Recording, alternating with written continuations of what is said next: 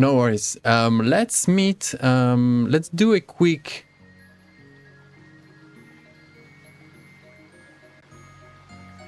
Leonard's house. Right? The hideout. So we can have the pack of the Bison's guardians do a little debrief, and sort of like, you know, the how you landed, you know, after that downtime. Where do we find those 3 Garou after that downtime, which was only 9 months? Nothing really, but still, I think things quite strong happen for each of you. You know, tell each other, like, get the players back on track with what's at play between your characters. Get the trio of players to visualize again where's the ball between the 3 of you, and what does that ball mean for your characters, you know?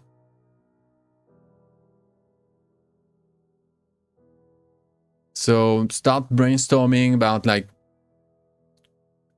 when did you come back? Where did you come back from? Why? How you feel about each other? What's the pack identity at this point? Goal? Associations? You know, all this sort of like removing the soil, you know, after a long winter, sort of, you know. Well, we know that it's symbolic. I'm just talking like that. I miss a piece of information that is going to be very important to answer these questions. We said the other time that Bison will return, and that what? That Bison will return, and someone will notify me. That's why I came back. Yeah. That it's gonna be, I don't know, maybe Lucas or maybe someone else. But yes. You also said that he is gonna be a little bit changed, the Bison. So if was there any change? Was Alina able to speak with him after she returned? To connect the dots, maybe I was thinking if Bison asked her to stay and help with the heart of the forest, or give her something new to go on, like a goal or something, that would really help for Alina to stick with those 2 and stick here. Mm-hmm. Or else he will just go through the moon bridge and everything out of curiosity to see what's going on with the Garou stuff. But still, she needs a drive. So Bison would be a very good drive for her. Well, either Fabiola or Lucas will tell you that Bison made it back. If Lucas, you don't want to do it, then Fabiola will do it. Bison, it took him, I don't know, he probably came back recently, right? I think it was a very bad year for the bison species on Earth, in Pushta, you know, in the physical realm. Their spirit, you know, their patron spirit gone. Like reproduction rates were very bad. There was poaching on the bison. Angry farmers going out of their way to, I don't know, just annoy the bison population's life and vote new laws against, I don't know, redefine the border of the whatever private properties here and there, the slow down the process of opening a national park there and stuff like that. Yeah. Financing bunches of poachers coming from abroad and stuff. So bisons, the animals, the bisons of the forest, the actual forest, will have a very hard time this year because bison was exhausted, depleted, unmade, consumed by a bane, and but you can't kill a spirit like that, because it represents, it is the manifestation of more than itself. It's the mirror. It's the mirror effect of the bison species in Pushcha. So it recompacts itself after a moment. Possibly it took 6 months or so for it to recompact itself.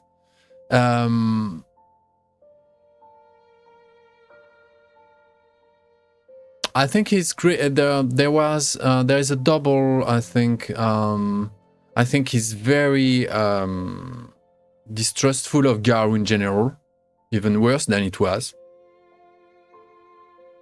for having been tricked into a fetish. I think they made some kind of. I think there was a trick in there. There was something tricky because he was hiding, and they came and. With Moira and Altan and the what's her name? There was another the Theurge Shadow Lord. They came and they tricked Bison into the fetish. So I didn't like that when he now he's back. So after a moment. A spirit of that scale comes back, reformulate itself, remanifest its sort of like its spiritual core. But I think it's not just like I think he has memory. I think he has experience. So I think he's grateful for having been freed by you guys. I think that he's grateful for what Victor did, and that Bison still is your pal. Yeah, that you're still Bison's guardians. That you didn't lose that. You can still pretend to that, have pretense to that name. You still, yeah. So I think he's on the best term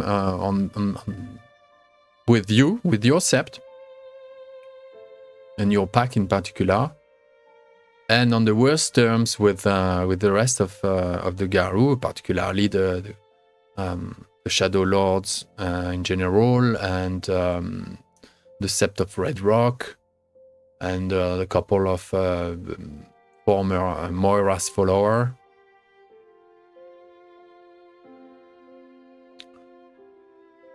I think if he had something to a mission meaning to give to Alina, that would be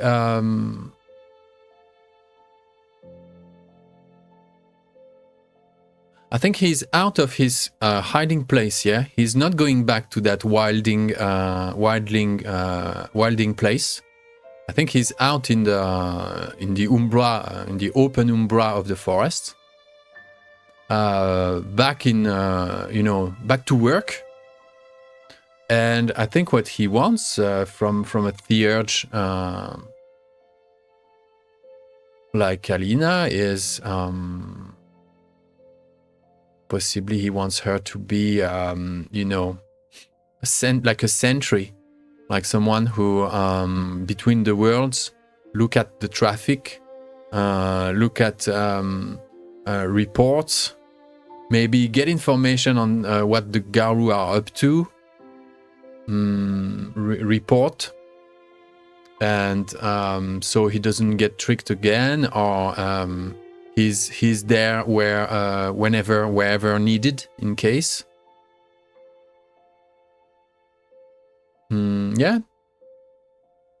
Would that be a good starting point? Yeah. Something, because something he would like from you is something that you only a Garou could do. So only someone who can travel between the spiritual and the physical realms, right? Yes. So possibly something to do as well with the actual bison herds of the forest.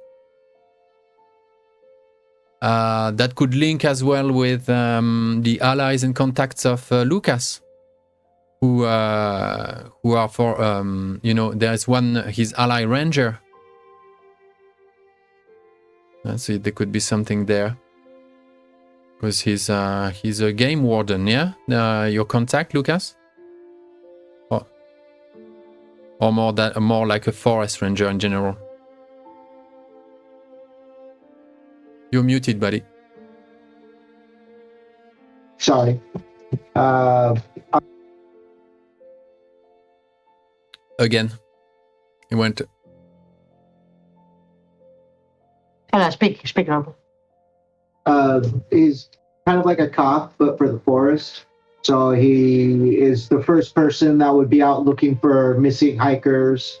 When he goes out there, because they do he goes out for a week and stays out in the forest, and he's looking for fire hazards, campers that are doing things they shouldn't, like poaching and stuff like that. Yeah, cool. Yeah, so between the two of you, you know that Alina, that's someone, at least that's one person you could use to help yourself in that in that mission, yeah? Keeping an eye on the bison herds, which is just one side of the job, sort of, yeah?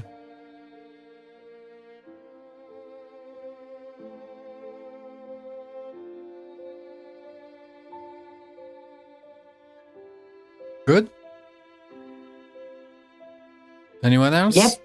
How about the pack? Where do you find yourself? The forge is going. Leonard is sticking to the place. He is forging something. He's forging something out of silver. And he doesn't give a fuck about whatever Antigone would say about it. Because now they're not related anymore. Only by, past experiences, but not by blood or phantom blood, yeah? And he knows, in fact, what he did was the least worst he could try, you know?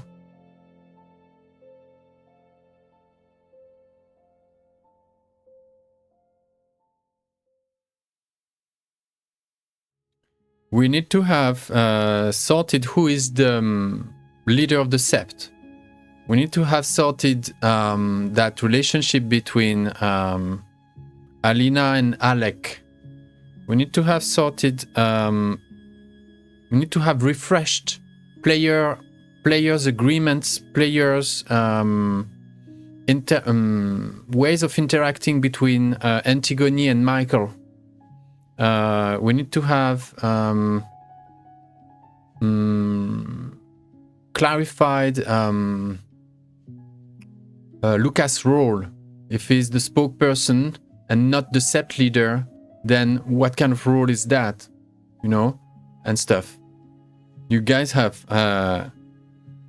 plenty of work to do now. Before we take the moon bridge and before there is the call, you know, to go.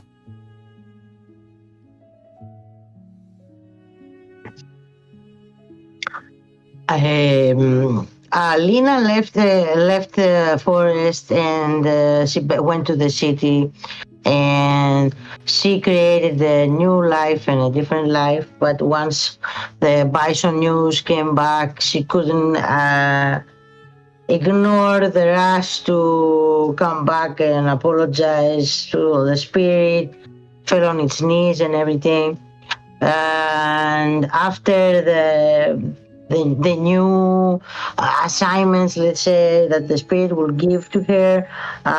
She will have to pause or live that great life that she built it out there, making a name for herself and everything. To be here and serve the forest and be a member of the pack again. As soon as Bison exists, so does the Guardians. They should. And she is really in search for her true name as well. After that.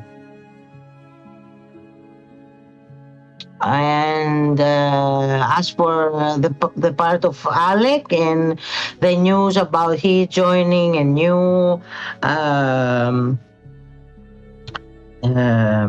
patron spirit, Alina hopes that it's gonna be.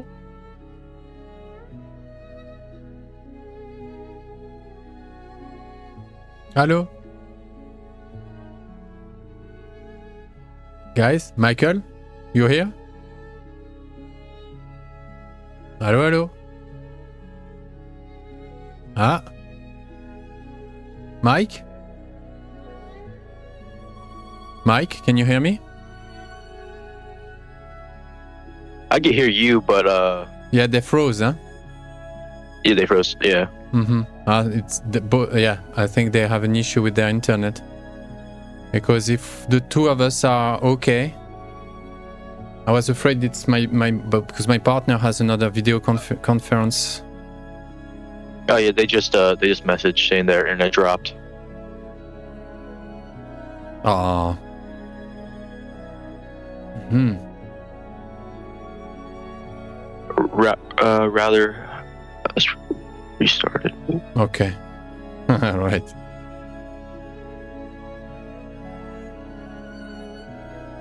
Yeah. Do you think Alec brings his brother to this kind of meeting? I think he probably doesn't bring his brother. No, he probably brings the new werewolf he found. Oh, The one shit. the Kinseeker. Yeah. Oh, I didn't work on that guy. Fuck. Do you have an ID? Yeah, we could do something. It'll probably just be let's just you randomize it really quick. Just like go to ChatGPT and like make a Polish werewolf character. Oh. This is heresy, but let's do it. Okay. Attends, maybe I could dig some. No, I could dig something from. Now you know what? I'm gonna pull a character come from. But a whimper. Yeah, I had this scenario that I had the guys played but a whimper, and so there was another sept formation in 2024. Whimper, sept of the caern, and they were at the heart of the forest. Let's say do you see a boy or a girl, a man or a woman? Oh, let me flip a coin. Okay.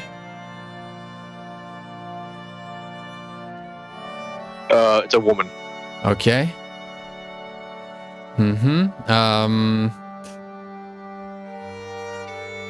Okay. Well, roll a d10 for the auspice.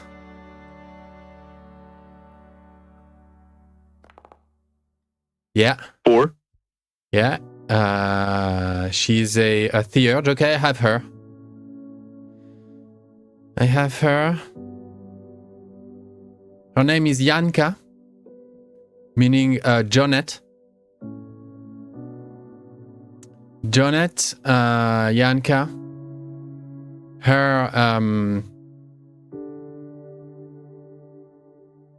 I think she's a late turner.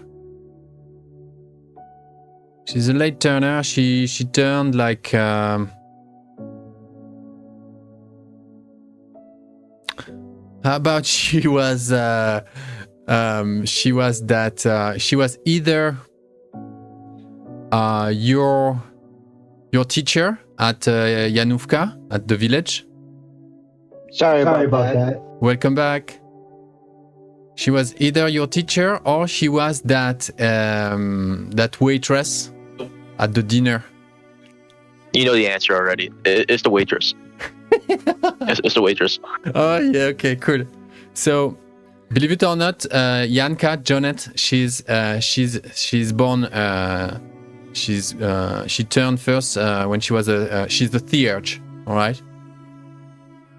And her thing is that she all her life before she turned, I think she's like 36 when she turned the first time. She was haunted all her life by dreams of heart and deers, and that's why she would become a heart warden. So Jonet, Janka in Polish. You see Alec came accompanied. Yeah, he didn't come alone to that meeting at Leonard's house at the hideout. He came with the what is going on. She's a bit old to be his girlfriend. She's in her mid-30s. She has dark hair, blue eyes, a Polish girl. And that's it, yeah. That's how you first meet Janka.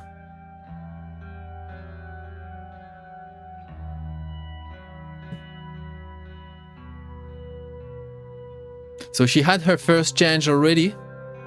Possibly that had because you spotted her, you seeked her, possibly with the help of Johan, yeah, who was in probably who was in on sort of like triggering her shift, yeah.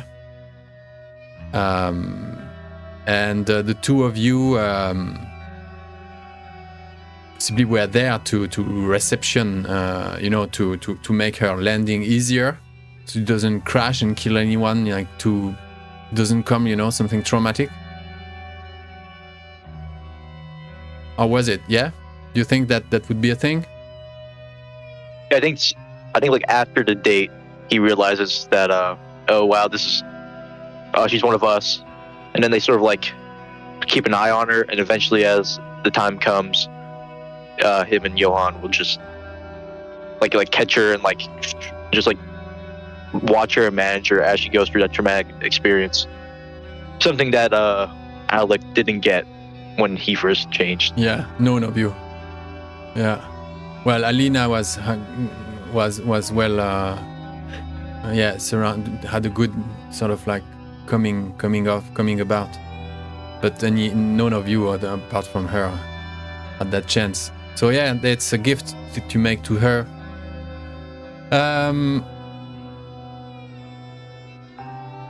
Generally speaking, I think she was a waitress. But you know how waiters, like 90% of them, it's not a career, right? It's because they just need a job, right? For her, it was just a way to fit somewhere, anywhere, because she couldn't adjust, she couldn't find herself. Her mind just didn't fit her dreams, her visions, all her subconscious life wouldn't fit anywhere. And that's why she was a single woman of 36 years old in a lost village in a small diner, so I think she will take her shape-shifting, her first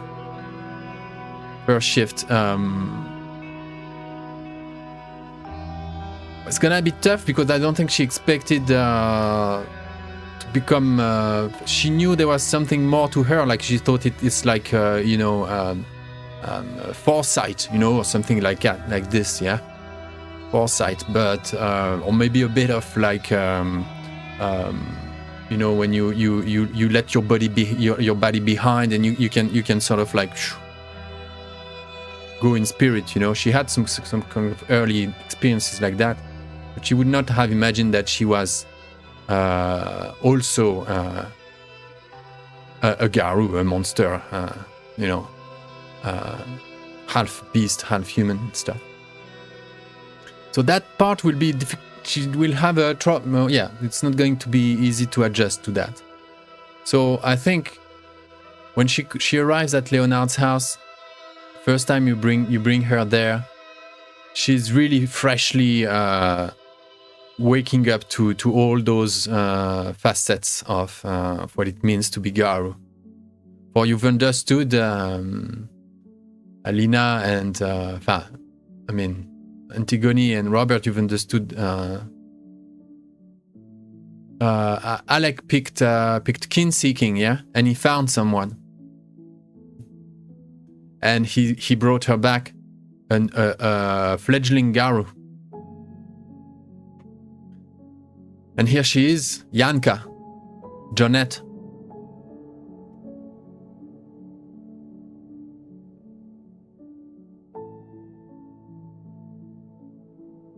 All right, well, first of all, let's clear the air. And by that, I mean, let's have a ritual, or a rite, excuse me. And we'll do a cleansing rite. Make sure everybody's kind of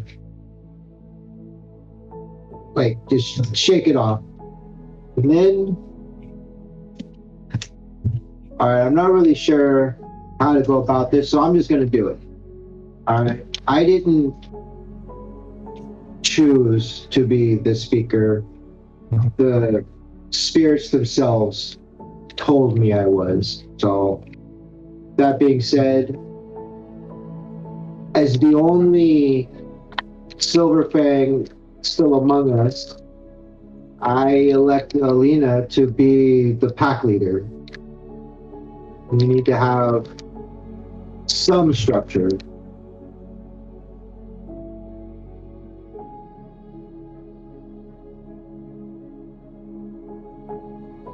You mean the sept leader? Well, both, possibly. That was an off-game question.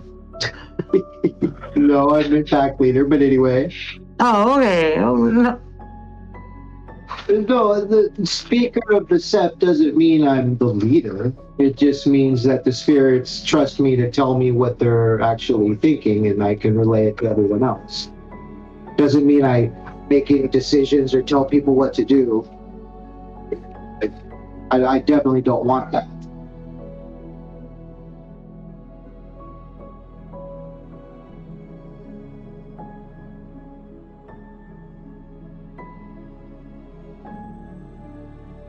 Well, I think before we vote on anything regarding the sept, I think we need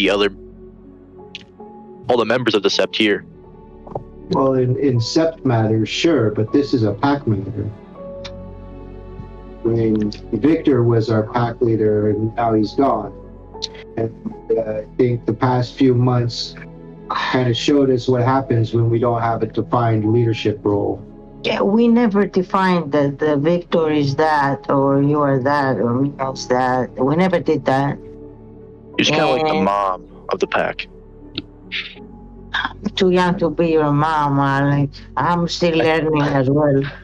I said, Victor was like Victor. the mom. Okay. Wow. Okay.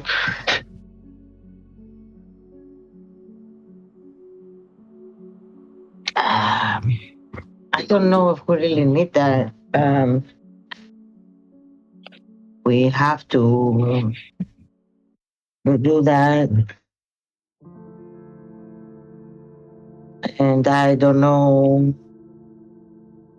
where that can lead us. As part for the spirit, Lucas, yeah, I know exactly what it is to talk to the spirits and everything because it's my thing, talking to spirits.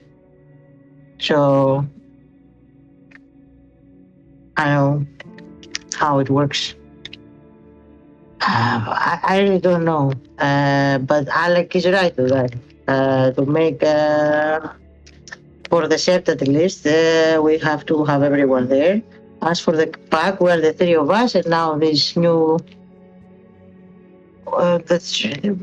the new girl, if she wants to join us, and she will have to have a say as well. Johan steps down. I don't know even how it works. You are muted, I think. Johan steps down from the attic. Johan. He climbs down the old, I think, yeah, the old couple of stairs that lead down to the living room. You overheard the conversation. He's in his underwears. He had just a weird night going in the attic, and he just woke up. As for the pack, I'm sure we all agree that since dear Victor is gone, I should take over the leadership of the pack. It's pretty clear that now needs to bring things forward and in line with most pressing matters at hand. I will do a perfect leader, you will love me. And as you can see, our friend Alec here, brown new blood that I've helped to find as well. She's quiet and afraid so far. I'm certainly not the best at educating humans to be werewolves, but I know what it means to lead a pack. First off, Johan, we talked about this. Don't come down in your underwear, all right? That's not what humans do. Second off, I think Lucas should be a pack level. Could be our voice.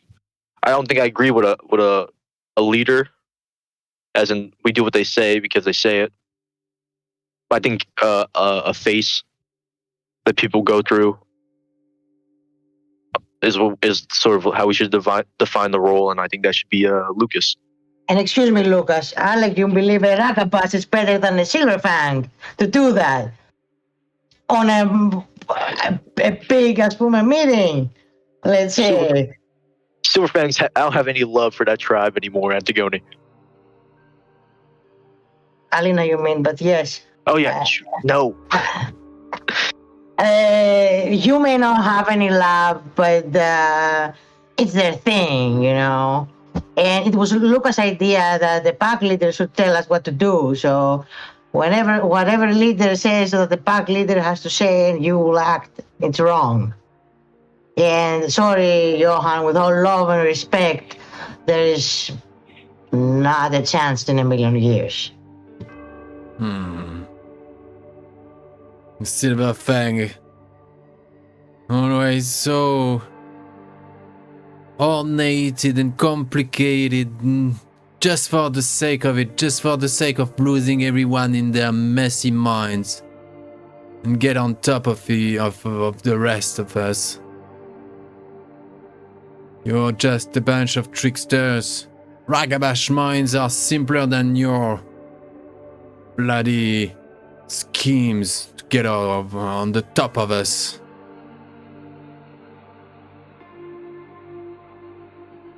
Gosh, you do you, I don't care. I've lost faith in that pack. There is a leader I'll follow. If this becomes a bloody weak pulp of a democracy, no thank you. He turns into Lupus and pushes the door open. Johan, come back here. He's out.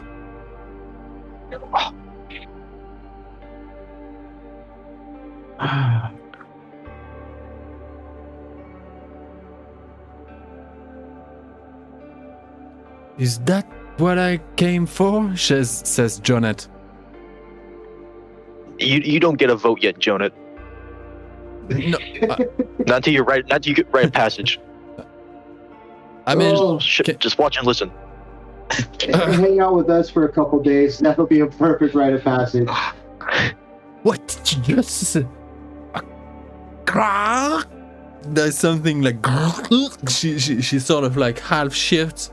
What is going on? I can't control it. She breaks her Calm chair. down, dear. She breaks her chair.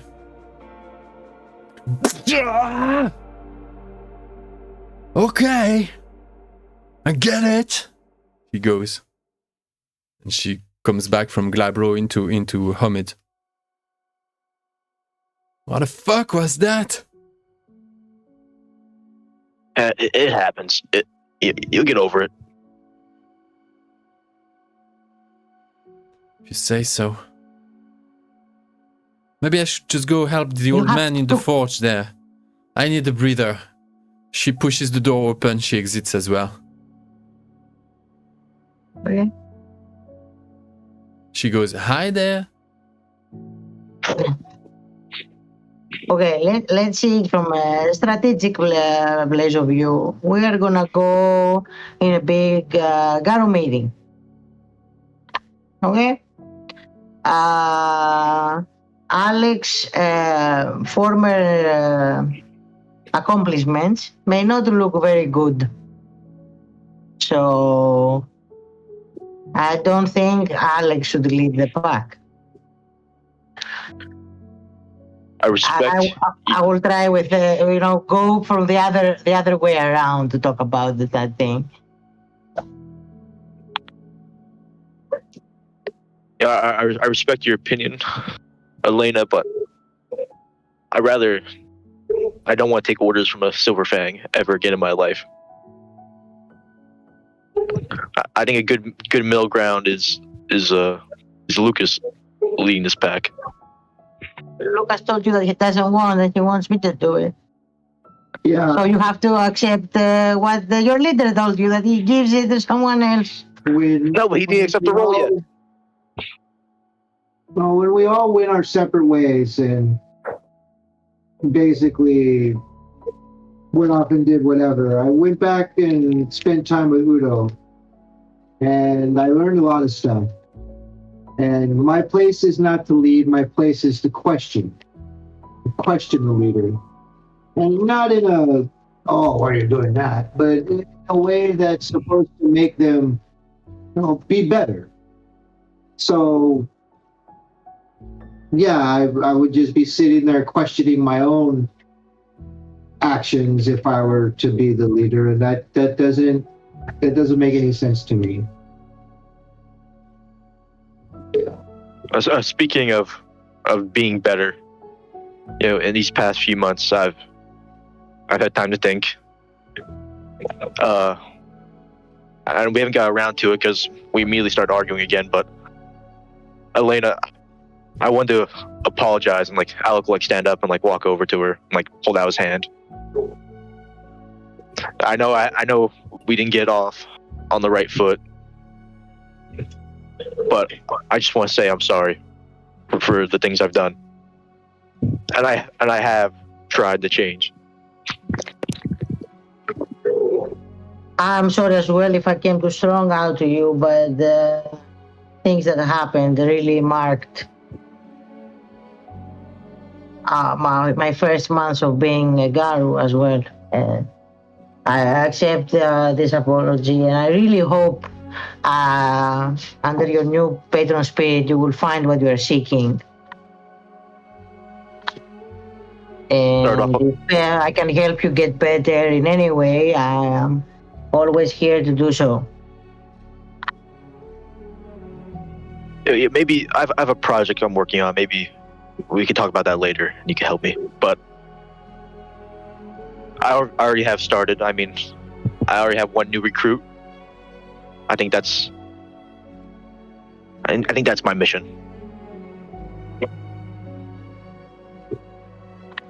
But if I'm outvoted on who gets to lead this pack, I guess I'm outvoted. Very mature.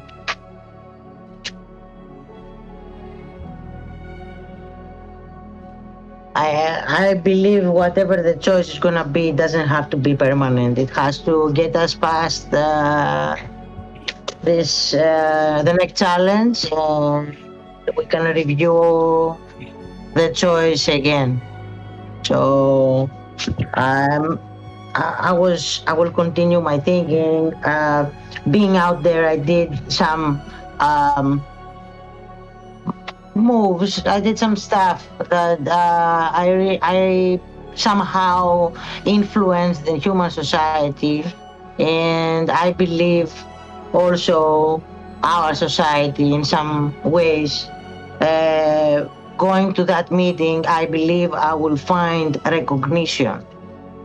People will recognize me for who I am and what I did the last couple of months. And this will give us an advantage to have a better standing. So that's also one of the points I want to make. Yeah, I don't believe like Johan. I like more democratic ways. So, but I believe I can handle him if he starts being weird. I think like Alec will kind of like lower his tone as he starts talking like this. Johan, it might not be the kind of confrontation you're expecting. I've been trying to help him. He's been going down a darker road. So it might get violent if Johan doesn't agree with some of the choices you make.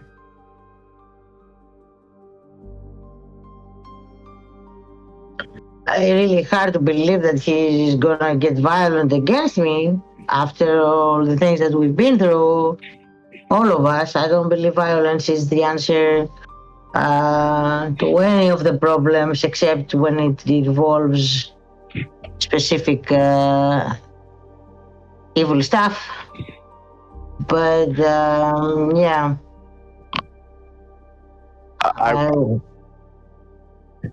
If you don't think that a lot of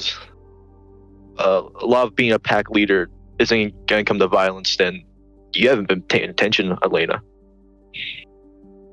Oh, I've been paying attention, but there has to be some change in some stuff, Alec. The world is changing. Garou Nation should change with it. Our nation has held strong for 10,000 years, and we've always been the same.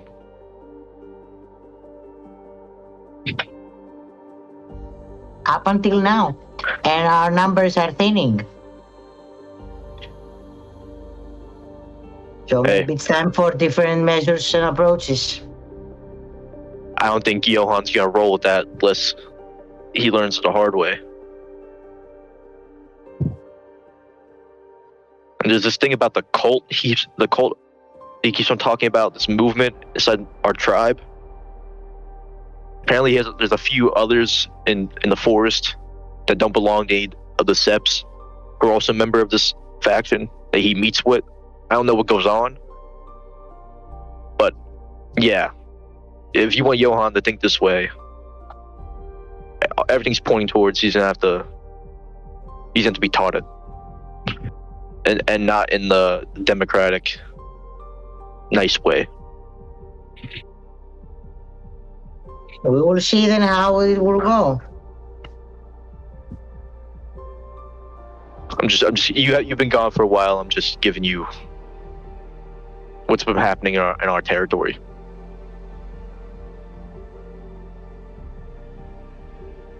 No.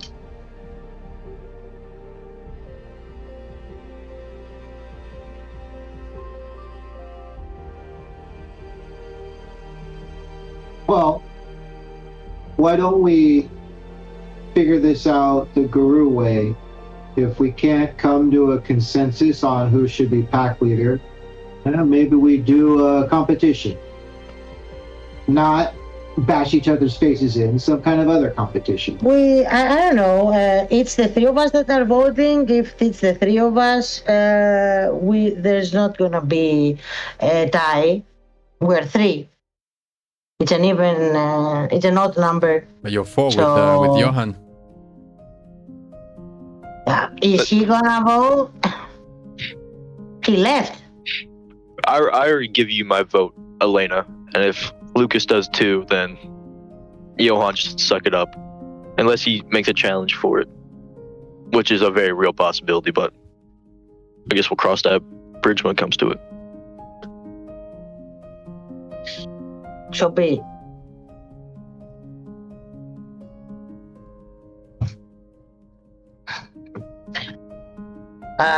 So be it. Because if we're gonna be with someone like Johan, that when there is discussion he just storms out, that's not a leadership skill. That's just kids play. He is only like 4 years old, so I think I will try to talk to him and bring him back inside. And if that doesn't work, we will talk again. But I believe I can get through to him. So give me a chance to try and bring him back inside. I think maybe you want me to go. I kind of been living with him for the past 9 months. No, it should be me. If I want him to cooperate, it should be me. I think that would probably be an applicable first task for the pack leader. And I will go out and talk to Johan. Okay.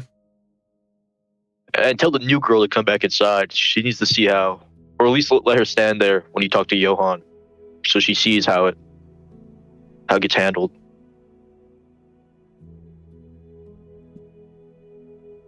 I will also change to lupus form and go find him. Okay, I guess so then that this would happen somewhere in the forest, right? Wherever he is, yeah. Maybe he's around the house. Let's stay in that location for a moment. He's around the house, pissing on trees and stuff, doing the round. The day goes by. And then what do we have? We have Jonette and Lucas and Alex standing on the doorway and looking out at them from a distance. I don't understand. No, Alex and Lucas would probably be swapping stories about what they did while they were gone. It'd give them like privacy, I guess. Okay. I think Alec is standing like nearby, like an open door. He's not like watching, but so you could hear in case it maybe gets violent. Okay.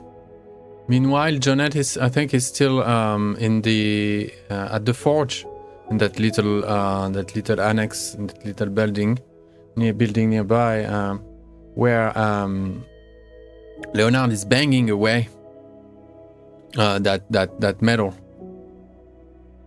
and forging something. Hard at work.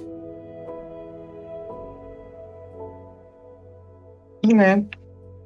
And like a wolf does, it goes places from one patch of grass to a thicket of trees, make a round and glides around you, sniffs you a bit, goes away, comes back, just make a round, always on the move, then sits for good.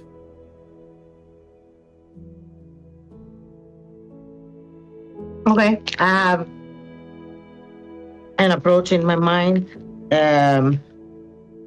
In lupus form, then I will approach him, and I am gonna go very very close, and I'm gonna do like animals do, and be like, I will give him a paw, like a playful, like roll over, try to play with him like animals do. Like, come on, cheer up. Don't be in bad mood. Okay, he takes that. Place more time. He responds positively. The feeling is still the same. And after a while, I am gonna start talk to him in primal tongue. Do you remember that night we were going to Side again. the other Agabas that was near the fisherman lake, and they did this cleansing? Into that mirror. Do you remember? I hope I Johan. see a glimpse of what I was. You really I didn't do. like what you witnessed there. Yeah, this hippie there. Truth is, Yeah, but he had it nice. All on his own. like I'm wearing a mask or something. That was paradise there. That's right, I felt other there. Something was going on in that place. It was so wild.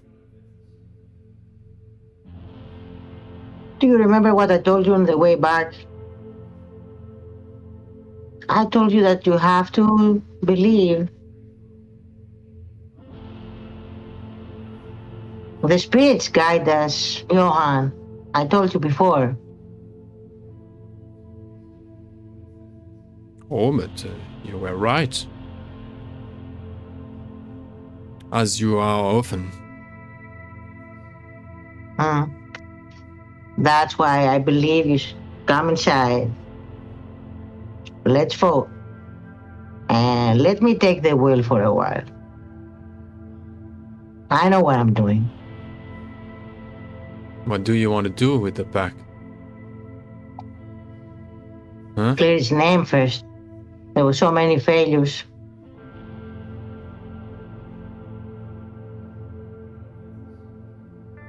We're gonna be presented in a very big Garou gathering.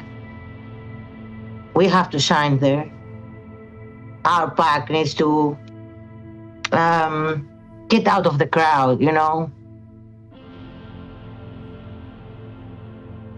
Be noticed. You think you're different? You think you deserve different? You will tell me. Aren't we all different? All the four of us? No. To Gaia, we're one and the same. We're the clave with the weapon. We serve. And Of if you course. believe you're above that, then I see that root. I see that root growing in you. I see the seed of corruption in your heart. You're ready. You'll become ripe soon. You'll make decisions for others that will lead a bunch of us to our own demise. Those rightful thinkers. I never said that we are above the iron clay and above that. I never said that. I just said that we're above some people like Moira, like other Garou that led to Victor's death, to Bison's entrapment, to forest corruption. That is what I said. I said that our hearts are better. And this is how a leader should lead, Johan, with the heart. And there is no corruption in my heart. I know exactly where I'm standing. I know exactly the war that we have ahead of us, and we need to unite. And only by talking to people's feelings, you can unite them. You Make know. them stop thinking strategies Yeah. and politics. Yeah. I'll make it simple for you. You know what's in the heart of a real warrior? Nothing. Cold. Otherwise, I see he in your would not heart, be it's not able. black. It's full of fire, man. You don't feel it? You are burning. You think it's empty? No. I am It's burning the not. corruption inside me. I am cleansing myself from the sin of being human, of being doubtful of my race, of my kin.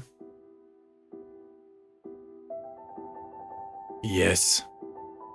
And by the way, I found my connection. I talk to spirits too, like we all do. And I found the ultimate warrior. And it's him I'm going to serve. And who is that? His name is Fenris.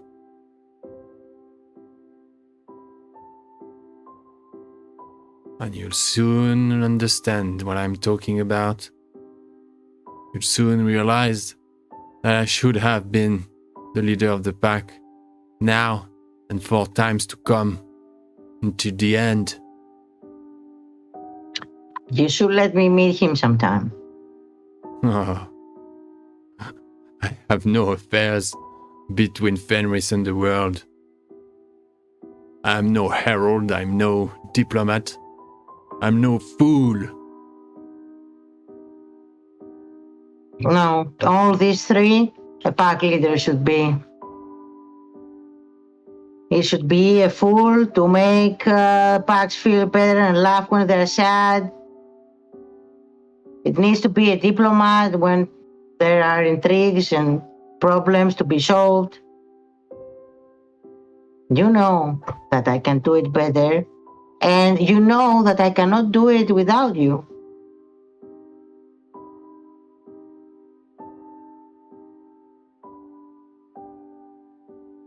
You're good. I hate you. Don't do that to Alec.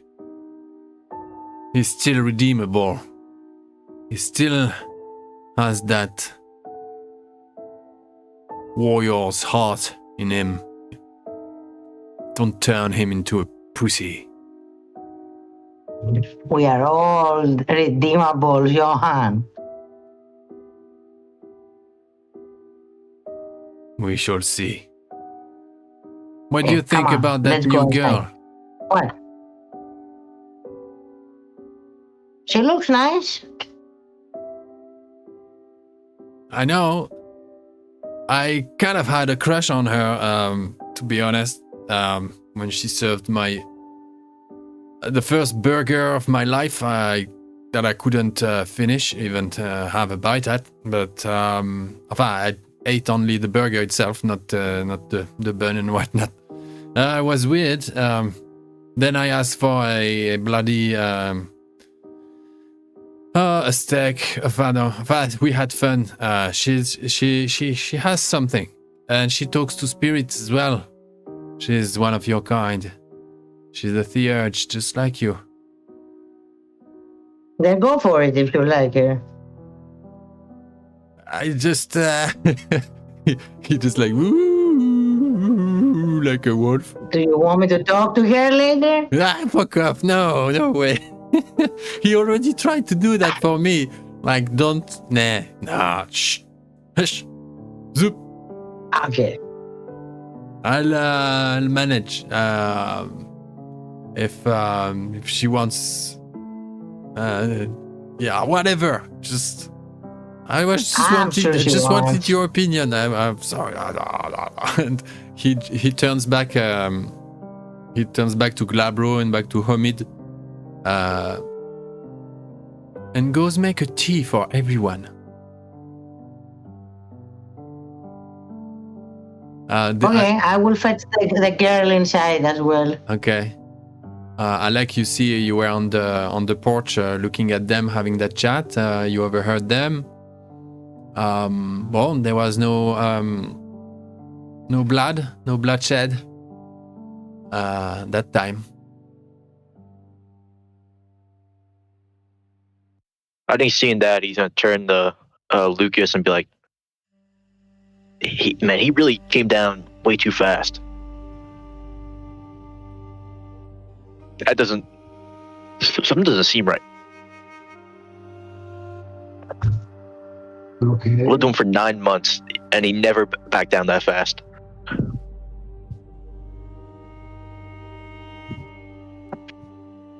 Hmm. And he keeps on talking about something big coming.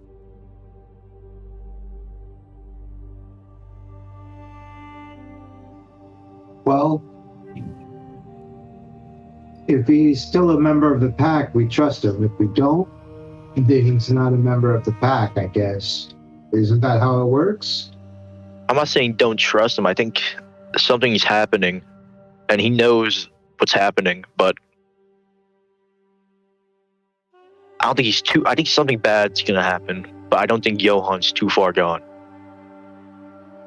But he's at the edge.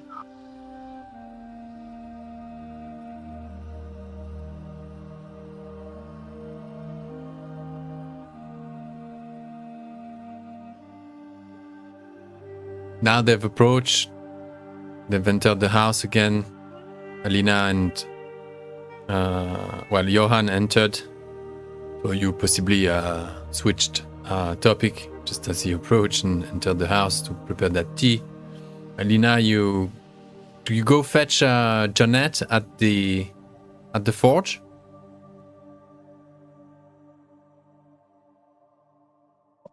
Yeah, I guess we're coming inside with the girl as well. Yeah. Oh, sorry, I was muted. Yeah. Yeah. So okay. Janet exits the forge. You're all back at the kitchen. Right. How do we wrap that scene?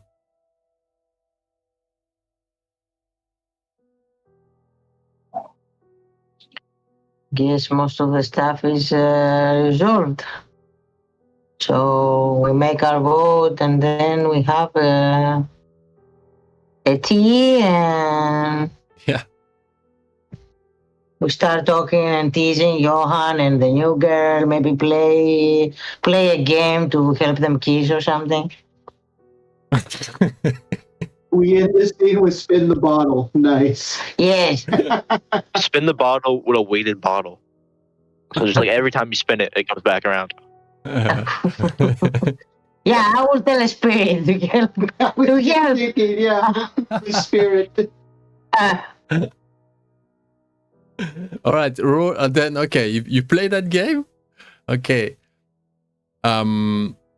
Because you have penumbral senses, you can possibly, I don't know, sneak a quick ask for help from a local spirit, possibly, I don't know, maybe even the spirit of the house, if there is anything like it. You know, the genius loci of this local, and roll a what's it gonna be? Roll a wisdom occult. You succeed, then the bottle is actually hacked by a spirit. Yes, it is.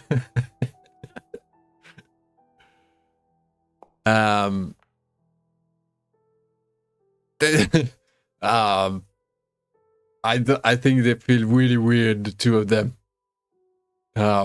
They sort of like make it laugh, like laughing the first time, but when it happens the second and third time, they don't smack. They just avoid them. They avoid Yeah, each and I will other. make comments. Oh, it's never me. That's it. How come? I wanted to kiss Johan as well. That's To it. put a little bit challenge so the new girl will feel like, oh, Who's still in his This guy underwear, has by punch. the way. Perfect. Oh. And as you're playing this game, drinking the strongest tea. Don't think it's every day. Johan makes tea, and this is black tea, but it's like just like the most bitter. It's like whiskey, like just the strongest of teas. And you need a kilo of So sugar good. to make it drinkable. You know, it's just. And that's when you realize that the banging stopped at the forge. And you hear a big hiss from steam. You know, like just like the sound of a sword. What's the name? There is a name when you quenched. Yeah, when you quench a sword in water. There's this hiss, and then a yell of victory. And stomping approach of Leonard, who bangs the door open and enters the kitchen, himself topless, just with the apron, you know, the blacksmith apron, and still a hammer in his left hand, and an actual long sword in his right hand. And he bangs the long sword on the table. Here you go, motherfuckers! And he just made an actual long sword made of silver.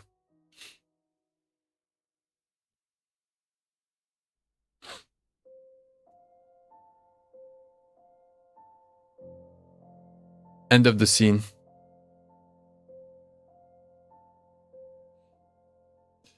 A gift to the pack from Leonard.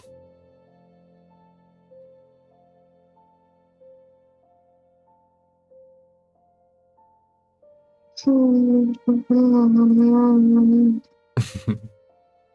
comment. No comment. Well, that was nice of him, guys.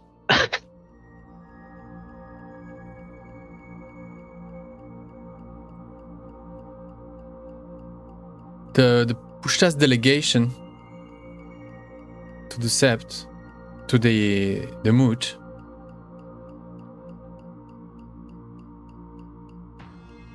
is going to take the Cliff of Sorrows moon bridge.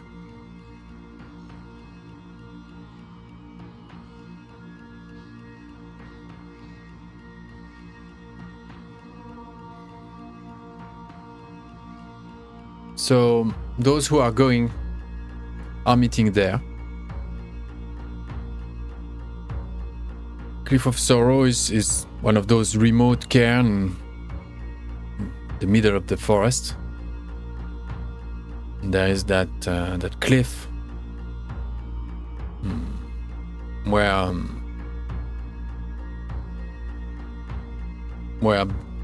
herds of bisons are usually. Well, it's called like that. There's for multiple reasons, possibly because cavemen used to push herds of wild herds down the cliff for hunting. Possibly because Garou or people get I guess mortals ended their lives suiciding themselves on that cliff. Possibly as well because of the story of the cairn, behind the story behind that the sept and the cairn, Garou cairn there. The fact that the ancestral pack is still there, alive, centuries old. Garou trapped, a starving remnant on the umbral side of the inside of the cave. But to that precise place you're not going to go at that point in time. You guys are meeting outside the cave. in the forest near the. Oh, I see where it could happen now. You're meeting at the top of the cliff, above the cave entrance. Yeah. And it is the 28th of November 1989.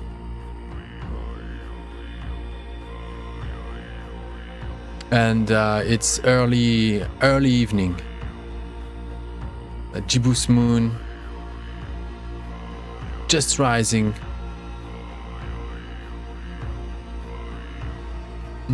There is more Garou, I think, than those who are actually going, gathered there. Mostly lupuses from the local sept, yeah. Sept of the Eternal Bison. But a close circle of the members of the delegation is forming.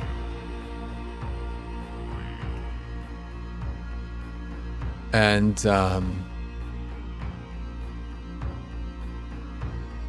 Tamara will provide a mirror for everyone to enter the Umbra and from there take off. This will be your first time riding a moon bridge. So the delegation, the Pushta's delegation is made of. She's not from Pushta. She just happened to be touring various septs and cairns of Poland and other East Europe's places, Eastern European places. So Tamara Tvarevich, the Silver-Fanged Theurge, Queen of Russia, is here again. And her slim, well-muscled, 36 years old, young, strong girl, long black hair, all dressed in white and silver.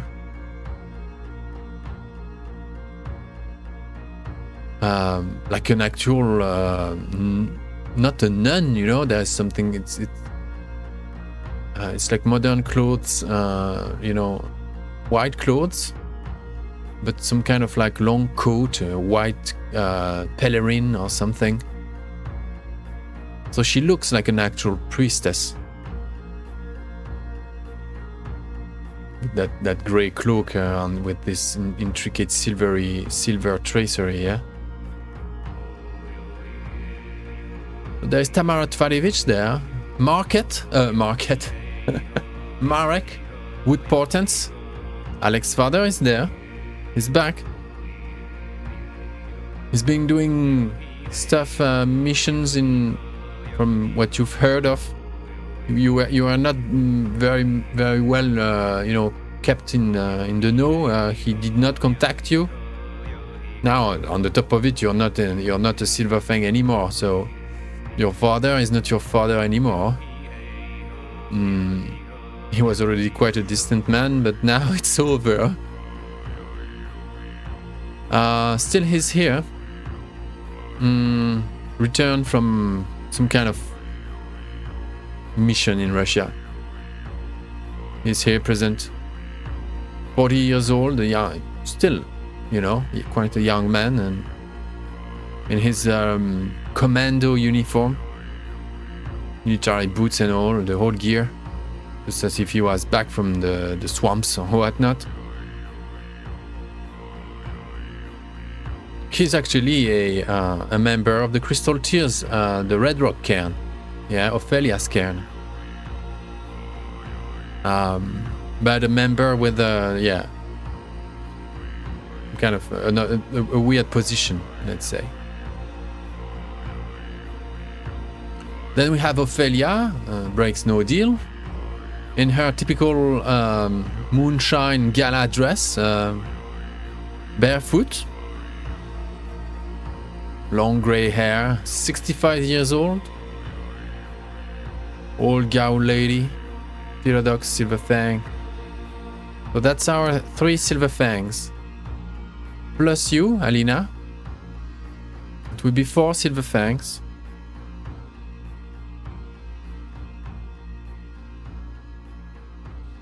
Then going, we have the now advisor to Ophelia. The now close, you know, voice of Ophelia. The Shadow Lord Philodox. Altar on fire. This short, bald man with bushy brown, you know, brows and 45 years old and still looking as vicious as he does, you know, he ever did. But with a more comfortable, much more open, smiley, you know, exterior. Then from the Cliff of Sorrow itself, the lupus that was designated to represent the actual lupus population of the forest, the entire forest. A Lupus Philodox Red Talon, based in the cairn of the Cliff of Sorrow. Marga, and his nickname is Ultrasound. Ultrasound is in wolf form, grey wolf, not too big. Very stable, very still. Just you can barely feel life in him. It's just so, just on the spot, ever present. Yeah, that you could believe he's a statue or what. If the wind on the top of that cliff wasn't wafting, you know, making his fur waft. Then there is a Theurge, brother of Wolf, from the Gate of Wolf, the Brotherhood of Wolf. Radush Heavenly Gaze, who had a couple, you know, meetings with Alec during the downtime. So Gate of Wolf Theurge was from the Burn Them All pack of Red Rock. He's the same cairn as Ophelia. Born Homid Theurge, Gate of Wolf. And surprise, surprise, a Zumi, the Stargazer. Homid Philodox Stargazer, Turkish man. Definable age. Probably much older than he looks. Very well preserved. Bronze skinned man, dark hair, green eyes. Tense green eyes. Beautiful man. Regular clothing, nothing really fancy, nothing really outlandish, but just the aura of that man is something else. And the man seems to be on permanent trance. Just like if we had the Lupus Ultrasound, like just looking like a statue of ultra sensitivities and, you know, connected to the environment. It seems that Zumi is on penumbral senses non-stop. And possibly even looking at realms that are beyond the penumbra immediate.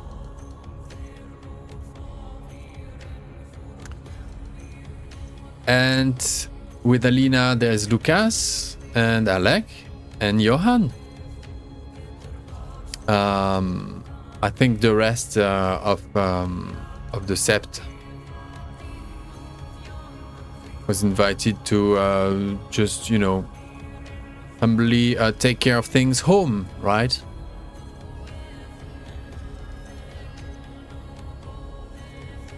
So there are representatives from the three cairns, and a big delegation coming from your cairn, because it's big news that cairn wasn't active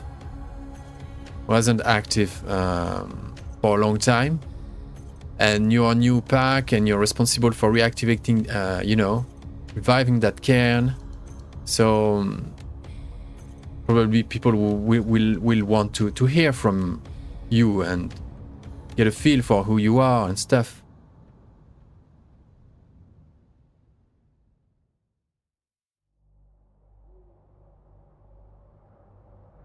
And I think Tamara, maybe funnily enough, she's making her adjusting her makeup in that pocket mirror,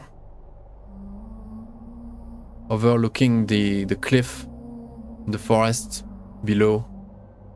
The moon rises past the horizon line in front of you.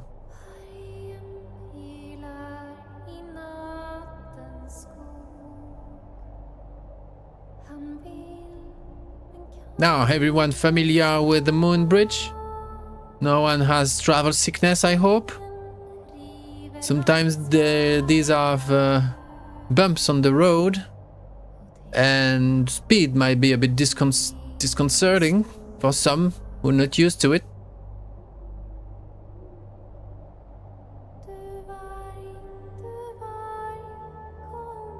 They will be fine, says Ophelia, adjusting her dress. It's about time we head off. Can't really say I'm looking forward to it, but it's to be done. Indeed it is, says Tamara. It's not every day that such a constellation is called upon the nation. I just hope this time the king is gonna make himself useful.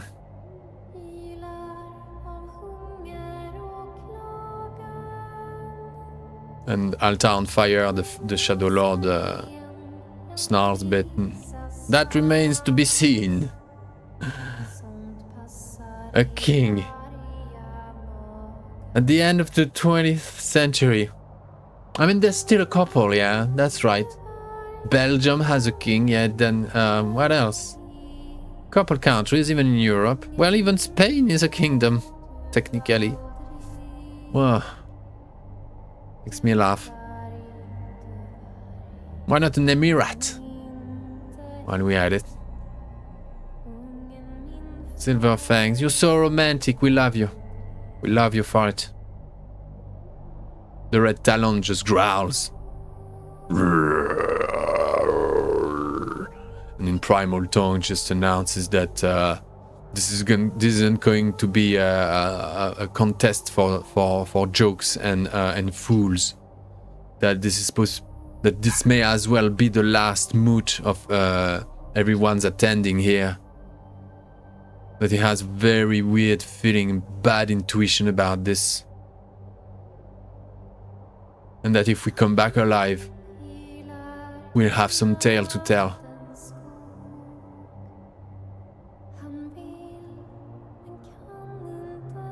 Heavenly Gaze. To come back alive.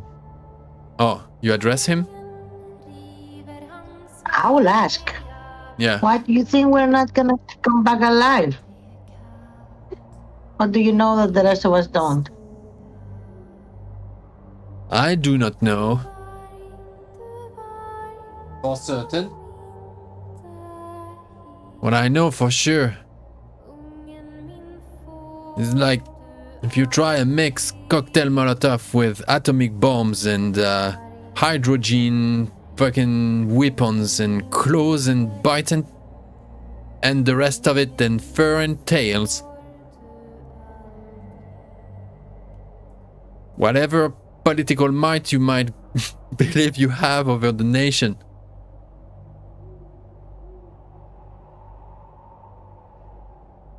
Plus stuff is going on. I can smell it. So let's be optimistic that we're gonna address those stuff. Opinions will be shared, information will be exchanged, and we're gonna set where we stand in all that, and do the war for Gaia's sake.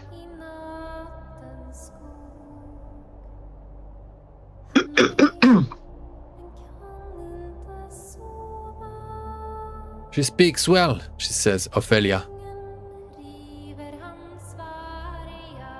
She speaks the truth. Maybe that should be your Garou handle. Speaks the truth? Or maybe blubber the truth.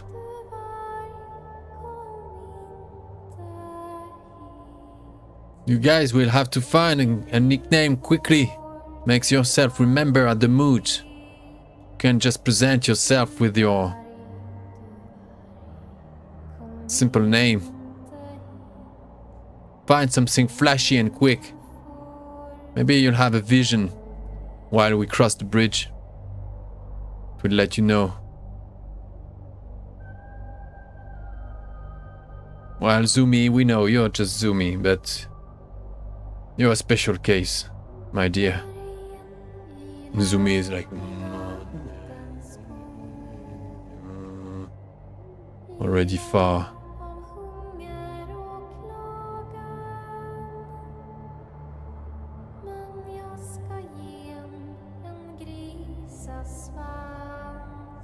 You're aware they will want to hear from you. You understand that? Reviving the heart of the forest wasn't meaningless feat. It means a lot for Europe. It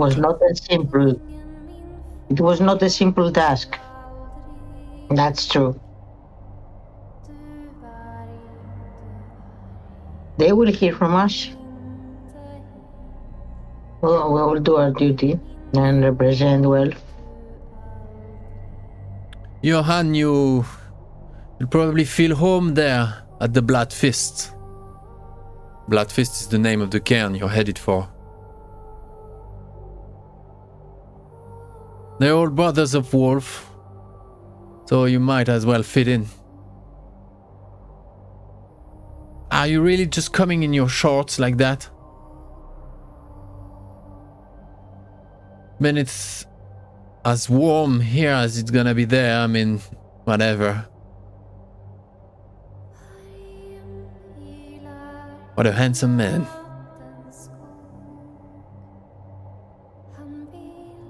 And Johan's, you know, he's like so proud, so ready for this.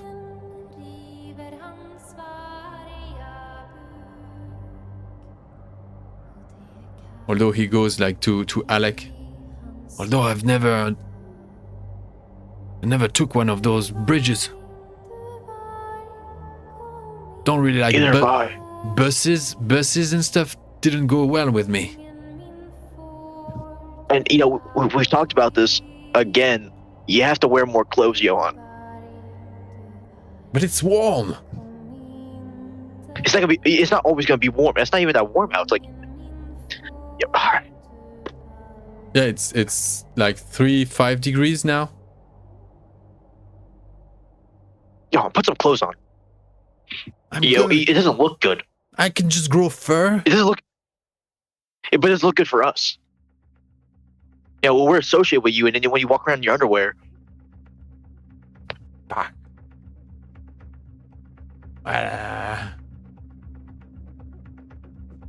And give me something. I have nothing. I'm. It's time to go. Like I can. Okay, can we postpone like 5 minutes? Can we just head there and shit. Here, just take my jacket, all right? And now it looks like a style, like you made a fashion choice. All right, it's like new age. People, it's bold. People will respect it. That's it. Exactly. You got me. That's bold. Let's go. Let's do this. He He fits the jacket up. Everyone's sort of like... what is every one of you, each of you internally anticipating?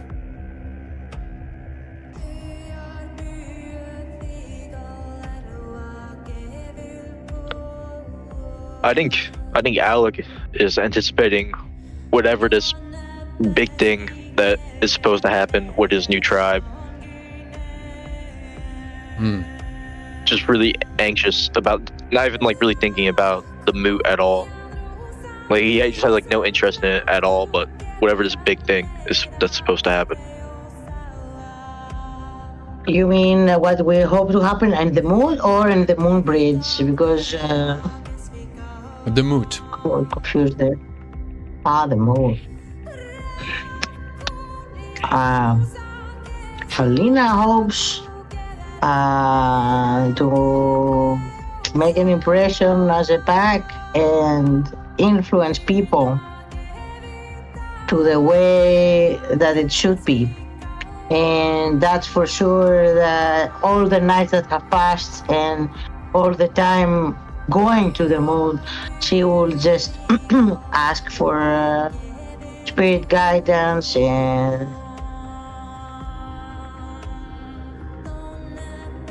Cool. anything that can help her know where she should try to lead people, to what direction. All right. So diplomatic mission. Yeah. What about Lucas? He said, but I was muted, so No, it's fine. I can push the button. I think Lucas is of two minds. minds. There is. You should One mute mind Antigone. is- Thank you. One hand, he's thinking, okay, I hope everything goes well. I hope everybody behaves themselves. But then there's the other part of him that's like, but if it doesn't, I hope it goes spectacularly horrible. Like, shakes things up and makes people maybe get off their butts and actually change how things are done, because obviously it's not working. Nice one.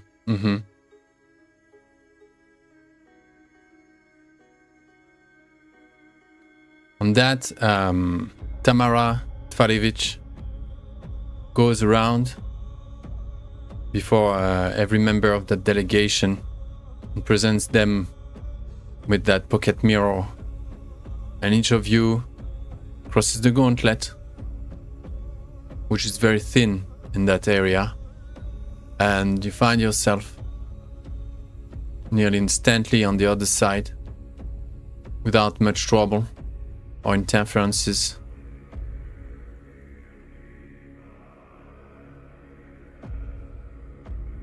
And in front of you,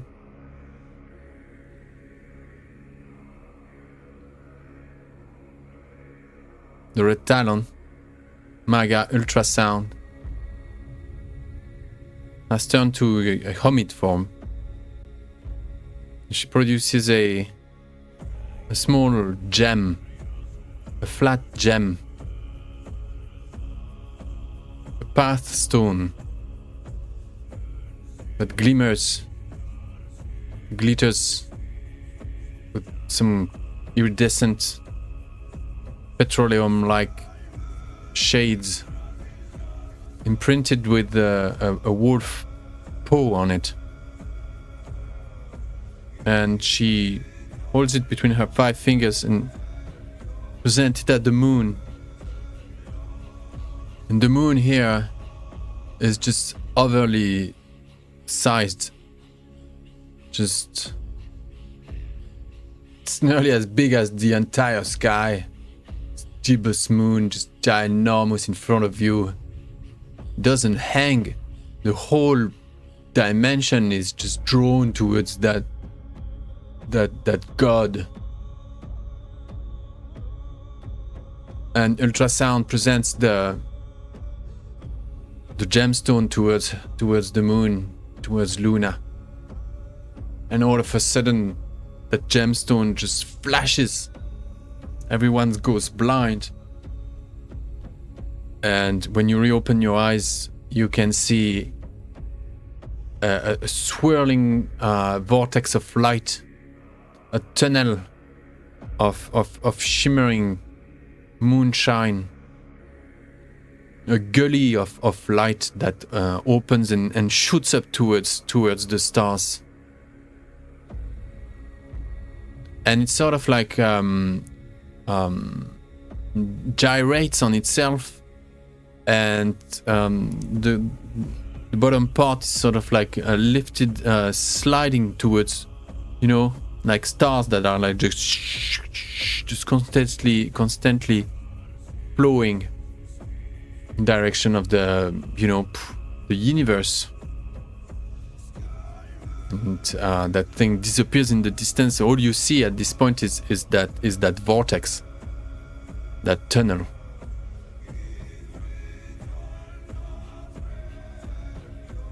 And Zumi opens the way without addressing anyone, turning his head to anyone. He walks towards that portal, that bridge that has become everything. The Umbra, the penumbra nearing the caern is everything is by contrast like so small and insignificant. There is only that suction appealing to all of you. And Zumi, without a moment of hesitation, just zips inside, and zoop is just a shoop. His figure, this person just goes blur for a millisecond, and zoop. There's possibly a couple sparks or some kind of electrics going, you know, but that's it. Then ultrasound didn't need to hold down the gemstone to get that going, you know, ongoing. Ultrasound steps in, zoop, he's gone. Heavenly gaze, the theurge, get off wolf, shap. Marek, zap. They all go one after another, just going so fast that they disappear to your, you know. A moon bridge is not. They are moon portals. Those are another thing in this Garou era. So basically, teleportation portals. But this makes you travel 1,000 times the normal speed. So distances go like that. So 1,000 times. Well, it's not the speed of light, yeah, but it's already enough to. It's faster than sound, yeah, because sound is like 300 something meters second, yeah, or something like that. So this is a lot faster than the speed of sound.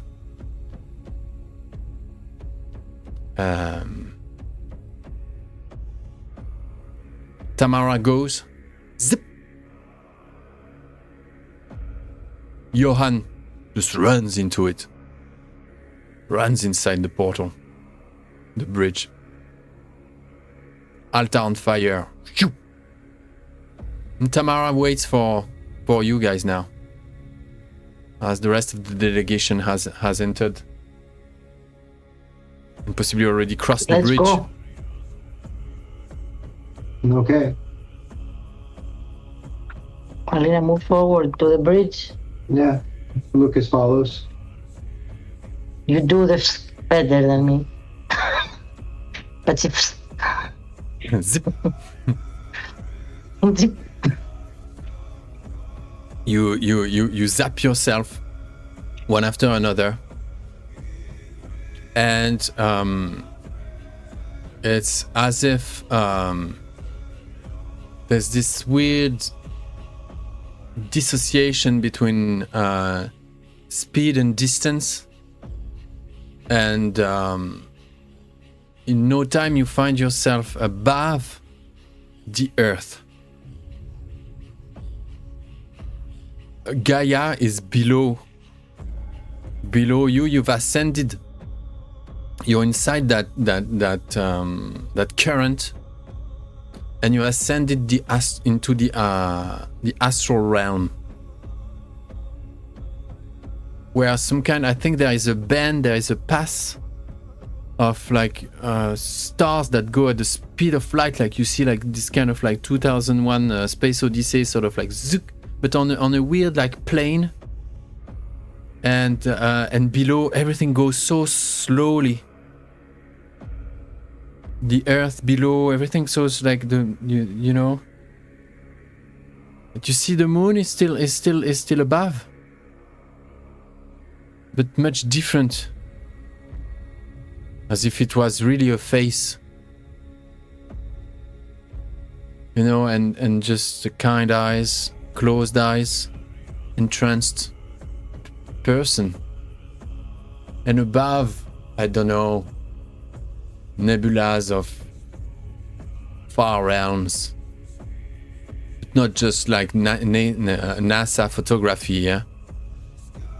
Actual moving cosmic entities far above the astral realm itself. Unknown realms. And just as soon as you've got the realization that you're in between, that you're not on Earth anymore, not even on the astral mirror of Earth, like you're just above in yet another Umbra realm. You see each other.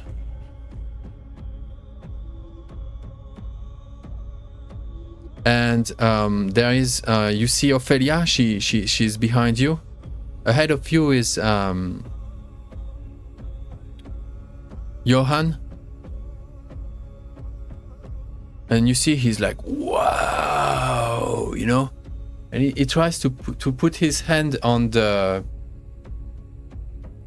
wall that you know that's going at that crazy speed, yeah, that wall of moonlight, those particles that are going like.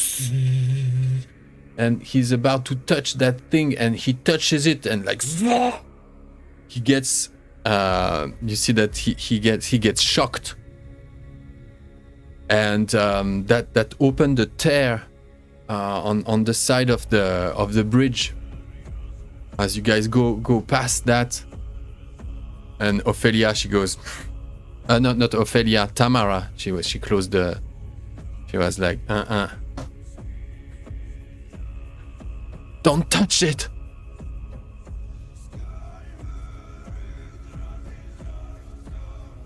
And Johan goes like, you know, what did I just do?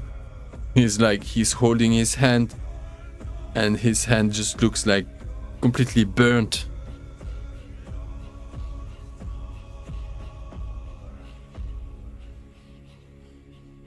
Johan, don't mess with my jacket. That's right. You guys will have just a split couple seconds, you know, to do something in case you want it. Say something. Otherwise, that will be the journey, and you will be landing as expected.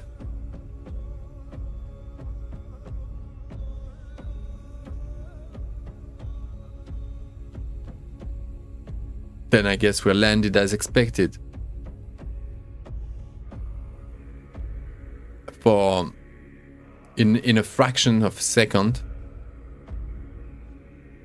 and in a sort of like a sonic boom, you find yourself standing on the umbral side of another forest. And you guys, you know what forest is like. You know, like we're not talking woods. You know, we're not talking like parks or whatnot. What you know what it means. Like and this is the feeling that you find yourself in a proper actual forest, yeah.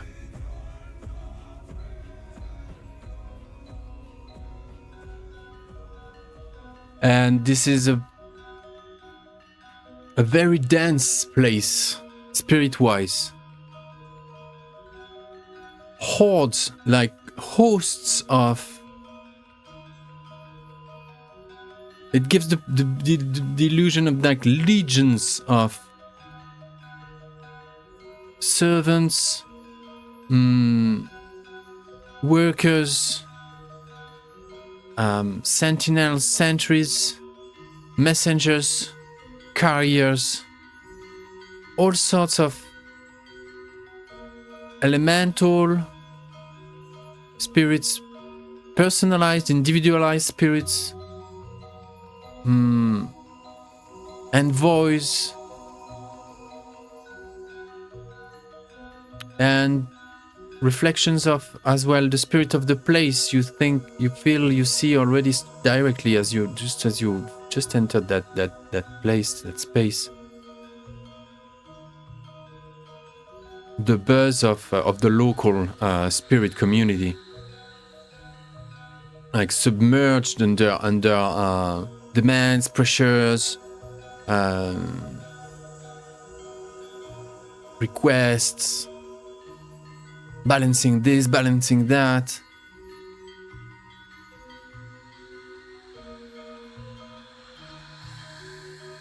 You see shades of patron spirits of all sorts, pack spirits.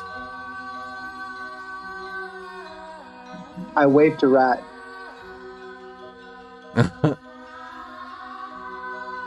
Everyone is yeah. I think there is some drones that come crawling at your feet, hovering around you, gliding above you. All sorts of forces, personalized and elemental. Mostly gafflings, mostly the little people, the little workers of the Umbra, those that get small jobs done and keep the wheels turning. Some come and sniff you.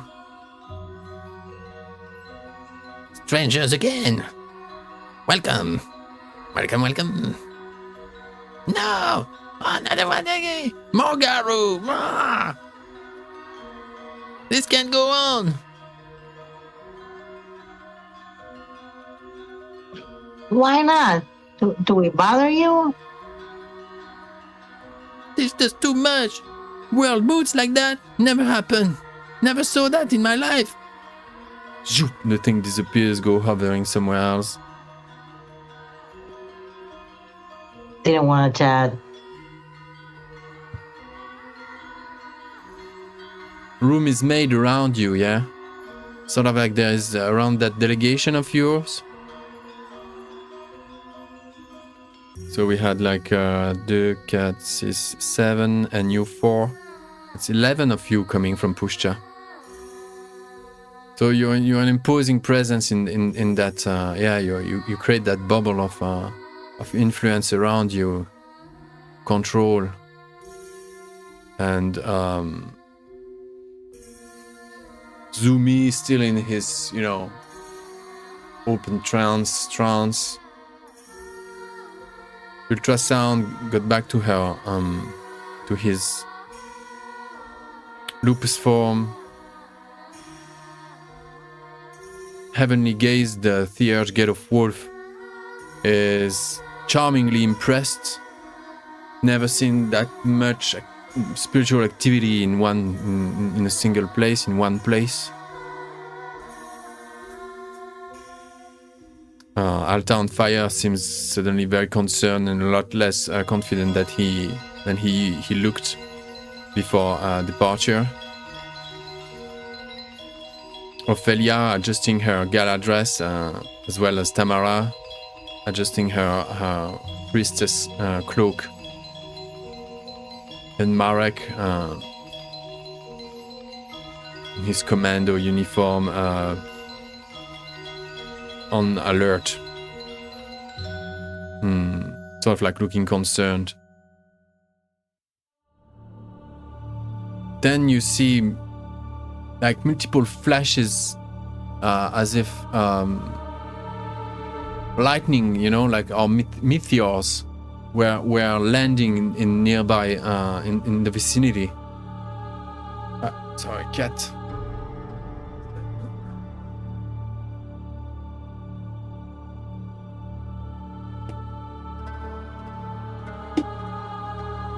And what you see at various distances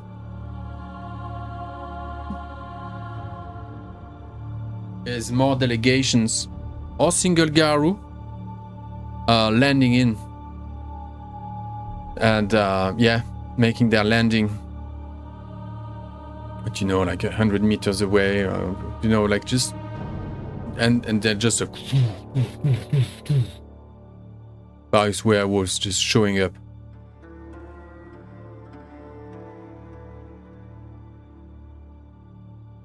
And they all approach some kind of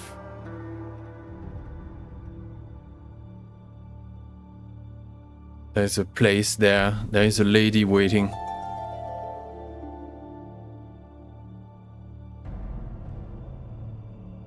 There's this attractive woman, this bomb. Very athletic. Very tall, in her 40s, blonde, blue eyes, German descent, very proud, and with that smile.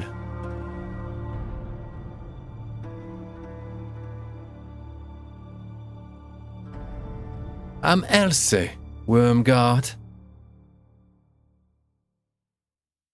Welcome to the caern of the Bloodfist. The Brotherhood welcomes you all. You must be from Poland, aren't you? Oh, and Tamara is here. We've been expecting you. We're proud you came to our moot. Well, we didn't make the call, but still, we will be hosting this one. We will make you proud. Welcome to the Bloodfist. Tamara nods at her. That's very kind, Wormguard. Now let's pass. I think you made your impression. We thank you. We thank the Brotherhood as well. We have members of the Brotherhood ourselves that we brought, 3 of them, as they honor their presence, pushed out their presence as well.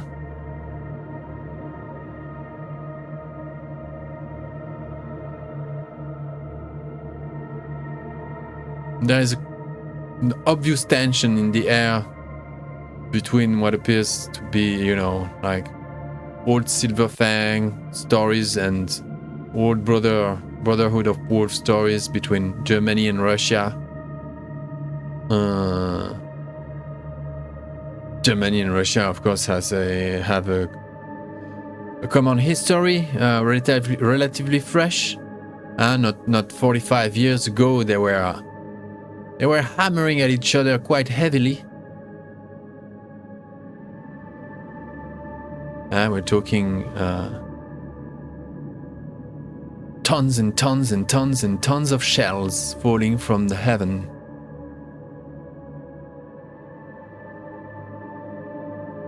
But Russia defeated Hitler. So, yeah. Somewhat. Alina will break the tension a little bit. She's gonna be like, thank you very much for accepting us with all this kindness. We're very happy to be here. We're the Bison's Guardians back from Puska. I'm Alina. Nice to meet you. The Bison Guardians? The Alina? Oh, you've heard of us. Damn, we've heard of you.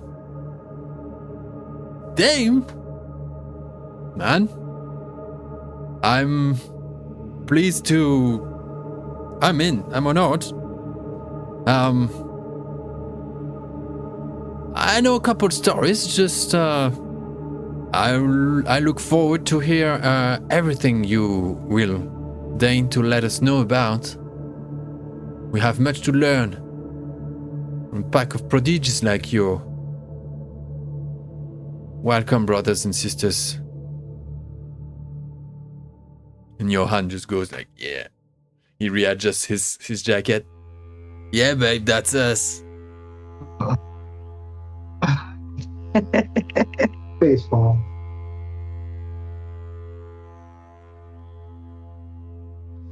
I would just smile at her. Of course we will share. Then there is another flash and a meteor lands, and two old faces that Alec will recognize, and Johan.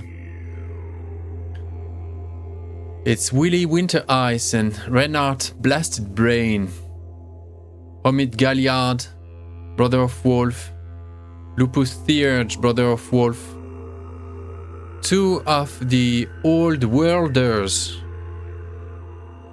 the German pack that rescued first Johan, basically the guys who taught Johan the basics, and the guys that helped sorry, I mentioned Alec. Lucas, you recognize them. Lucas, when you came with Victor and were ambushed by Gaia's Vanguard, it's these guys who came to the rescue when there was this skirmish near the meat truck. And they just land, nearby. One in Lupus, one in Hermit form, and Winter Ice is the actual Galliard pack leader of that pack and sept leader of that one pack sept. And he recognizes you instantly, Lucas. Here we go. I was waiting for this one. I had my hopes high, and they're fulfilled. I mean, isn't this... Well, how can I call you? Lucas? Have you not a handle yet?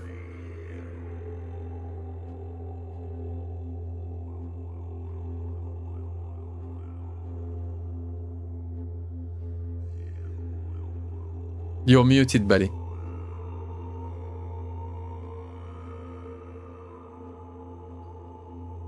My push to talk not working? Not always, it seems. Talk, I will unmute, talk. I don't know. Some people in Berlin called me Resource Kid, but no one from the society has given me a name. Resource Kid. I love it. Then Resource Kid, it shall be. You made it to Poland. But yeah, we've been here for a little while, actually. I see. Gosh, I want to hear more. I'll see you on the other side. This is going to be great. Oh, Johan, my son. They just, they hug very, very firmly. And he goes, you know, an arm above on Johann's shoulder, and the two what's her name? Forgot her name. Else, Wormguard. Wormguard presents everyone with a mirror. You know, she has this a little bit. I think she holds this mirror like here, you know, in front of her formidable breast and in just her, you know, her proportions, her perfect German proportions, and the two Garou, Willy Winter Ice and Johann, you know, talking. They just pass through the mirror inside her chest, and they cross back towards the real world, the physical world, should I say, rather.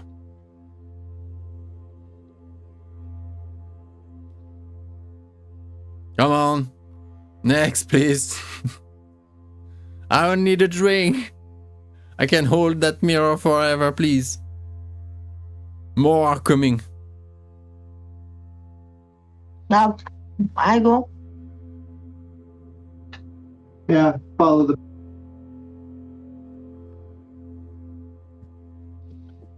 I guess we all just follow through. Yeah.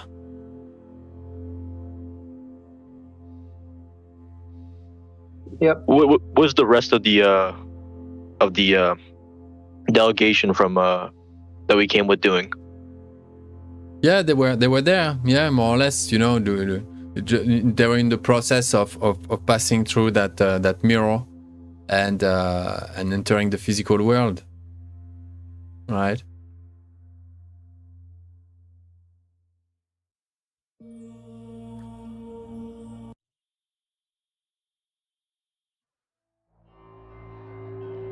Now you immediately find yourself again the gauntlet.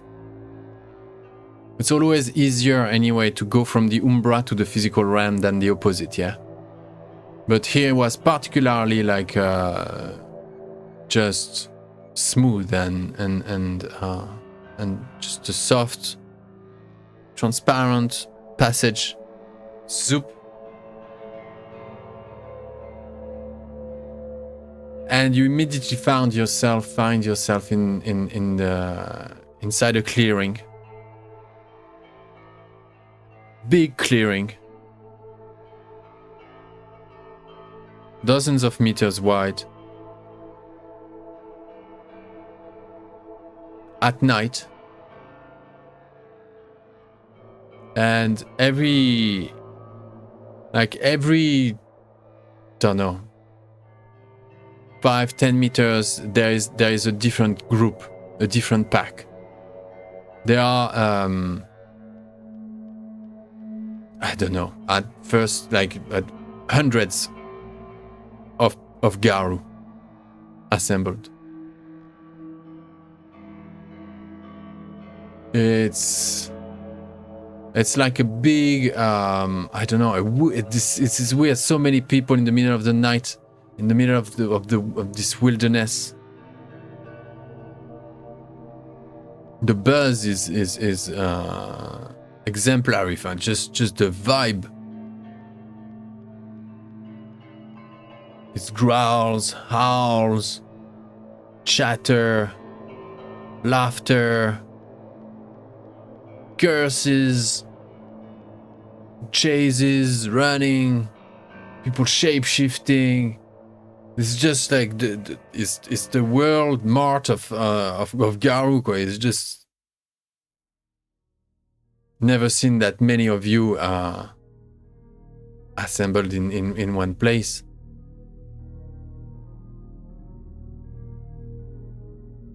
And of all sorts.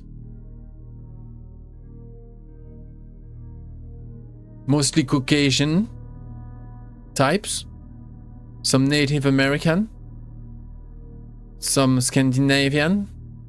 Some Eastern Russian. Some Arabic. Some Mediterranean. Some South, from every continent. from every place on Earth. In subgroups, you know, small packs here and there, sometimes bigger, sometimes smaller, sometimes a loner here and there.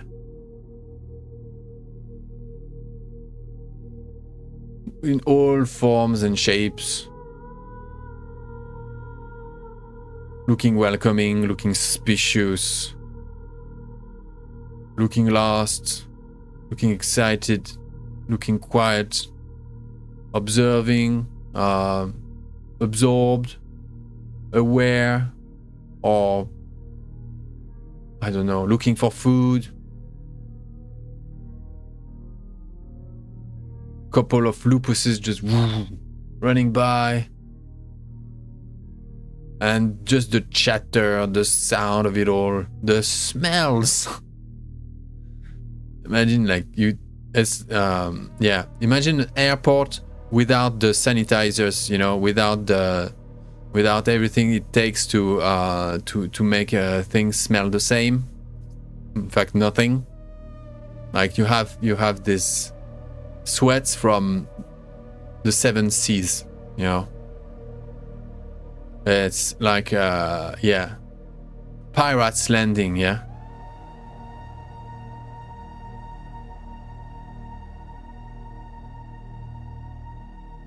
And in the middle of that large glade, that large clearing, the forest around is mainly pines, yeah, mainly evergreen. But some deciduous trees as well, some leaves in there. It's late autumn, yeah. Well, it's mid autumn, yeah. The 8th November, 8th of November. So,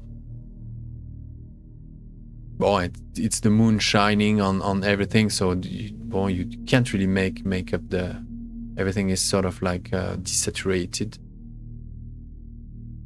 But the place looked, the place is possibly ravaged at this point, like stomped by so many tourists. And there is this huge menhir monolith in the middle of the clearing, carved with Garou primal tongue glyphs.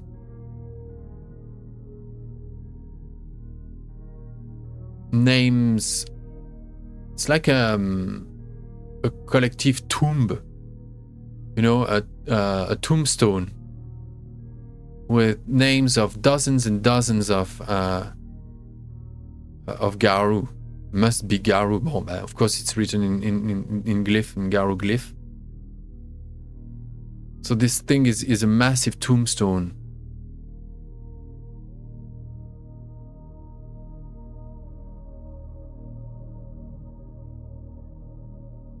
Tamara Tvarevich, she's gone.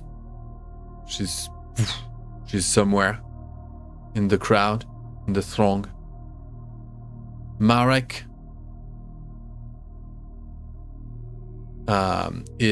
sticks to Ophelia.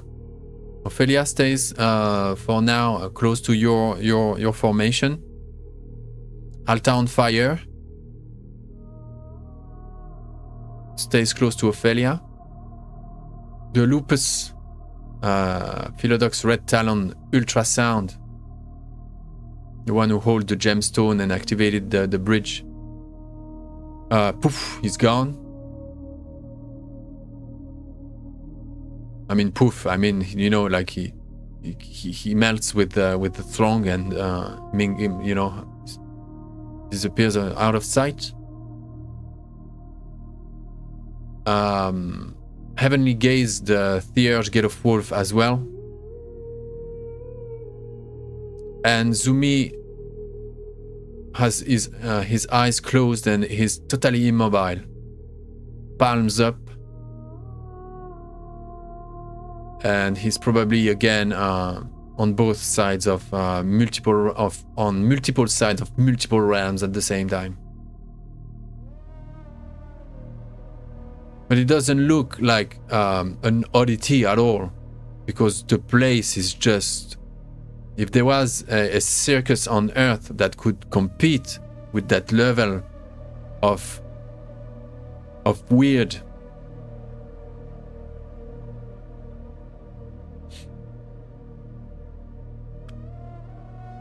So, where are you guys? Where are you at, I mean, you know? Lucas will head over to the obelisk. To the what? Obelisk? Yeah. They're the skull. And start reading the names. Okay. And he assumes he won't see victors. And when he gets to the end, if it's not there, he'll reach down, pick up a stone, and scratch his name into it.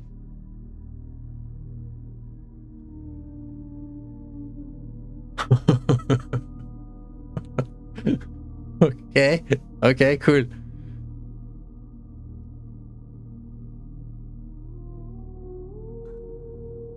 Who else is doing what?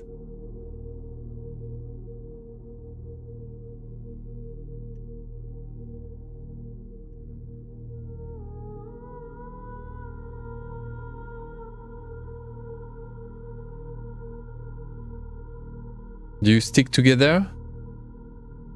You're muted, Adi. You talk to us? I don't know. Who else is doing what? Do you stick together?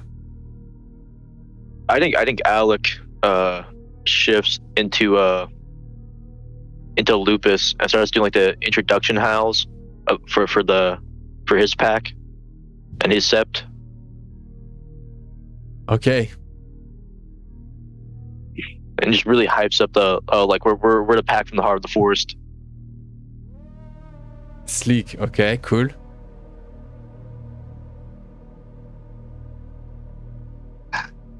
Alina will try to stay in a place that she can look at everybody of our pack, make sure that Johan doesn't go crazy anywhere. We have the young girl with us, right? We took her with us. You wanted to take Janet? Yes, we need Janet. Okay. I am gonna be like, come here, girl. This is your first task for this pack. like she was born like a month ago, you know. It's gonna be very easy. It's her first Her moot. rite of passage. Yeah, it's gonna be very easy. Keep company to Johan. Don't leave him alone. If he goes do anything, just talk about your childhood with him. Okay. Could we Got Make it. sure he's not alone.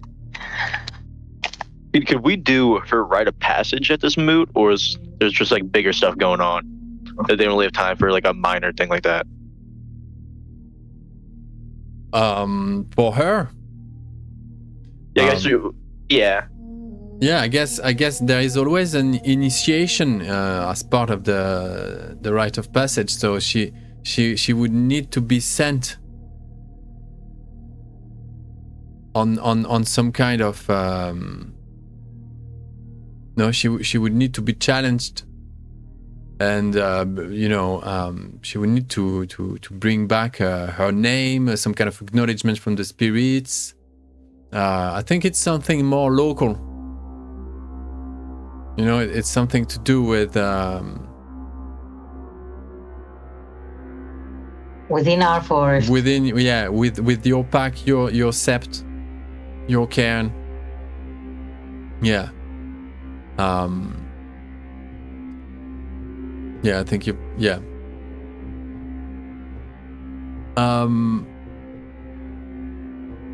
So as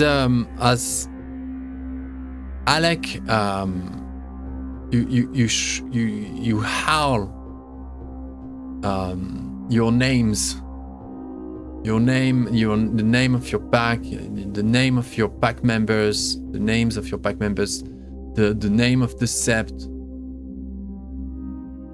the forest, your deeds,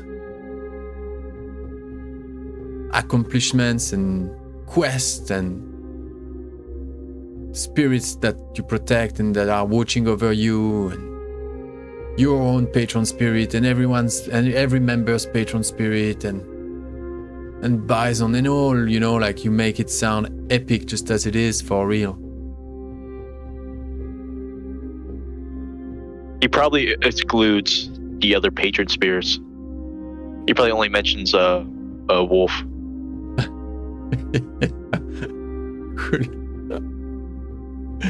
Noted. He still talks about like everyone's deeds, like Lucas being like the voice of the spirits, Elena being like Bison's like chosen, or whatever cool stuff Johan has done. Maybe it mentions Victor too, and the battle at the dam. Nice. Yeah, nice long howl that says it all. You start that long howl announcing your coming. As you do that, Alina is conversing with Janet, and you guys are, the two of you, Alina and Janet, you've already just lost track of Johan. Yeah, I think he comes back when you howl his name. He's in lupus form, howling at your side, Alec. So Alina and Janet can have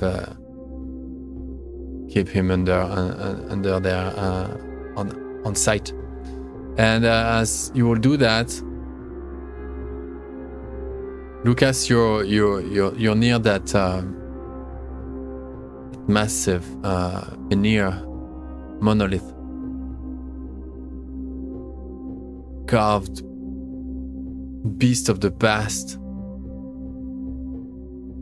Just, if you were in the Umbra, it would be the same. You have no idea where at this point.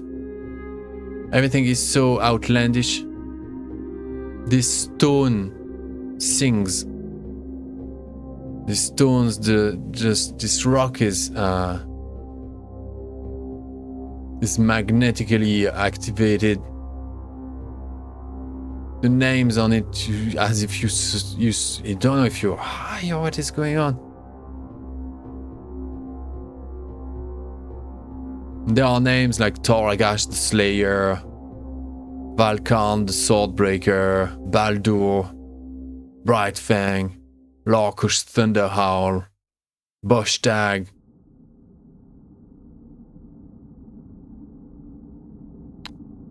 The carvings show that some of them are just centuries old. Like this, the writings are, weathered and worn out, and so some of those names are very ancient. And the list goes on. There's dozens of them. Yes, Victor isn't on the list, wasn't on the list until you began to...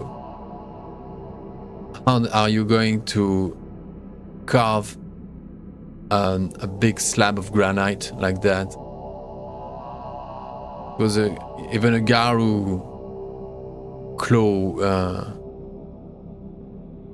would have a hard time doing that.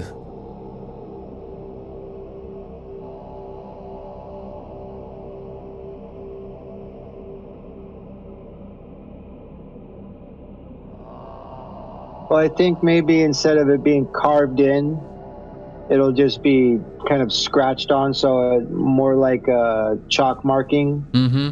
And we'll just write Victor, and we'll look at it for a second. And then underneath, we'll put Pact Caregiver. Ah, cool. Mm-hmm.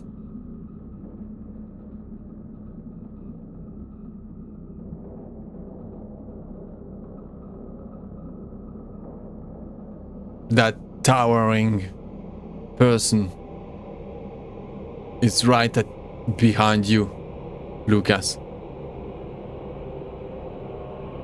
This glabro men.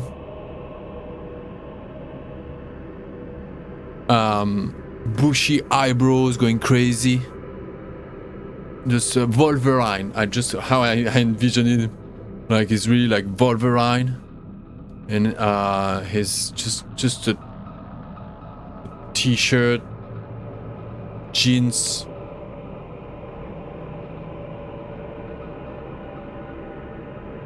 No, we'll turn around and look at him.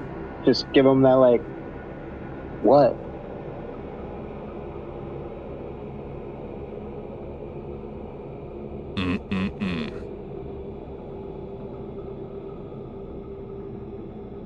Only heroes. Hero's name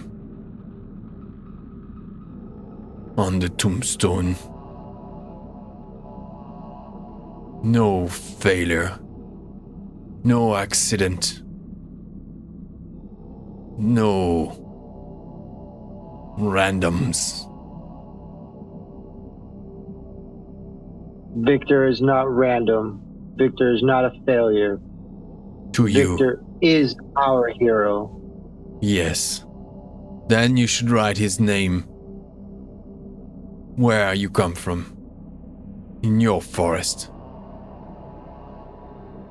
This place is different. This is the tombstone of the Brotherhood. I understand your pain. I do. He puts a hand on your shoulder. He's 3 heads taller than you. In Glabro on top of that.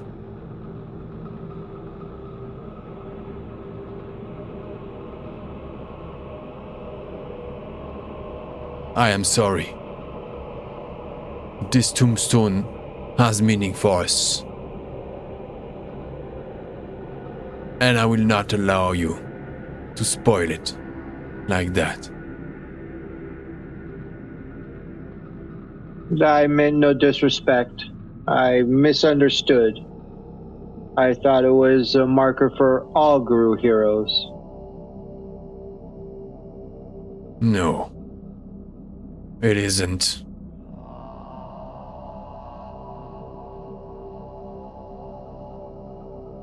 This is the caern of the Blood Fist. The heart of the Brotherhood of Wolf. You're talking to Leech Killer. Scarthroat Leech Killer. I am the warder of this place.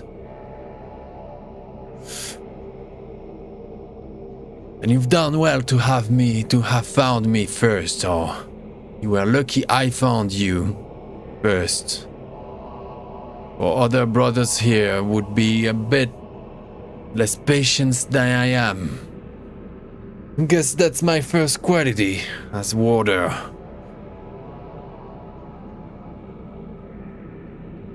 But please, remove those markings. I don't mean to disrespect.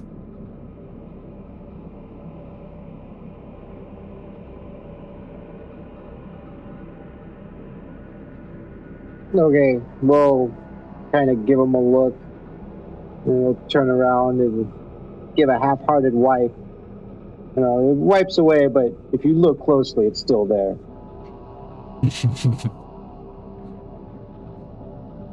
Yeah.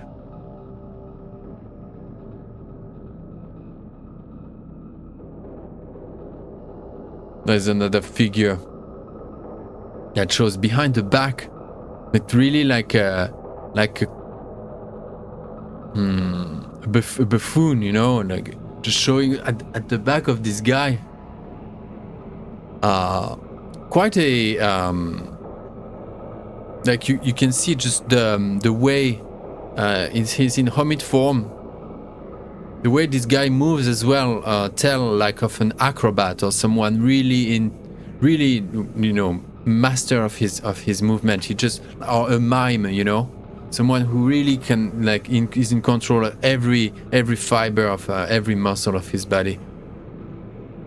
And he goes like, you know.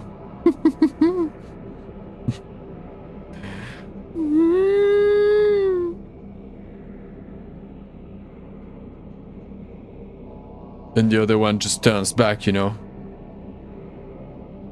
Relaxes. And just moves on.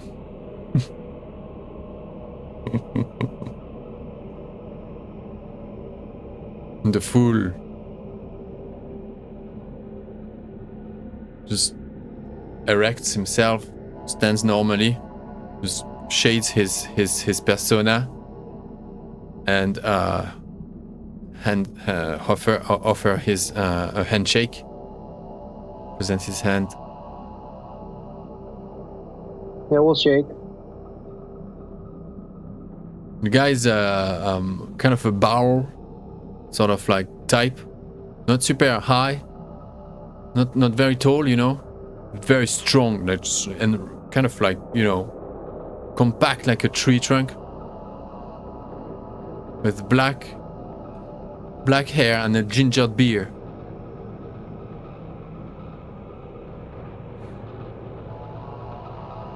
Torgus, Firemane. Your man. At your service. You nearly just got killed here. Nice one. That would have made for a show just before things started. Already. Well done.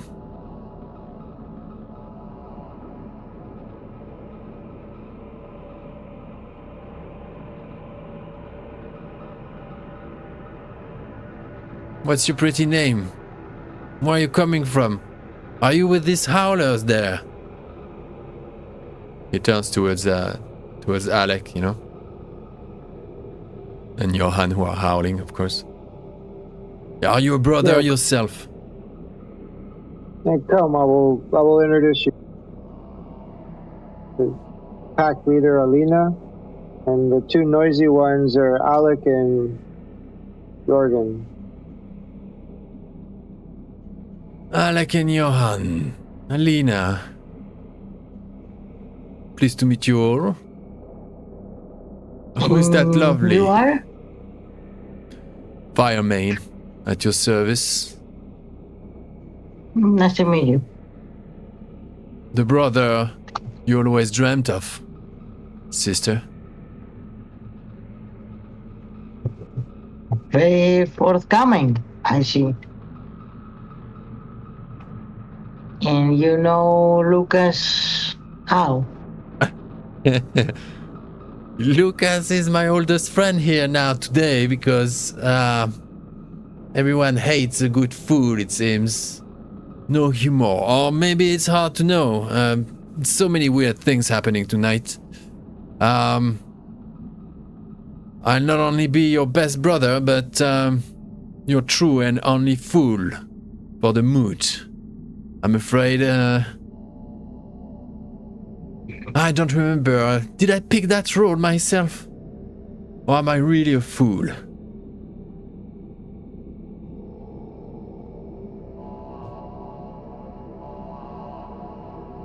I'm part of the local sept. I'm another brother. Welcome to the Blood Fist. How do you find it here in your sept? Are you happy? You're content?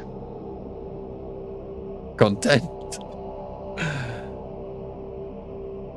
The world is ending and I'm supposed to be content. Yeah. I mean, you must be really high or onto something, or Pushta must be a paradise. Haven't you noticed that it's the apocalypse is upon us? How can I be content? To answer your question simply, darling, things could be improved. Always. But I'm in no rush for harsh moves. But things could be improved. But I respect my Jarl. Yeah, he just finishes by saying, I respect my Jarl. The Jarl is the local name for the leader, right?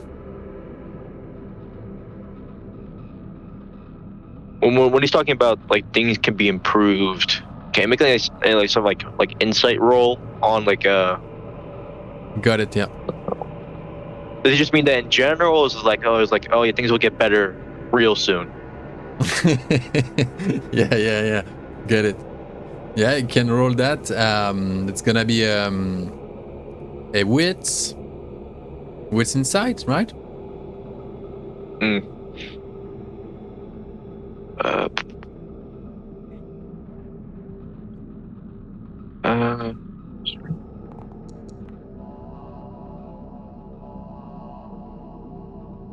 oh yeah, I did a self roll. Can you see that? Mm-hmm. I did a self roll. Yeah, I saw that. Only one success. Right.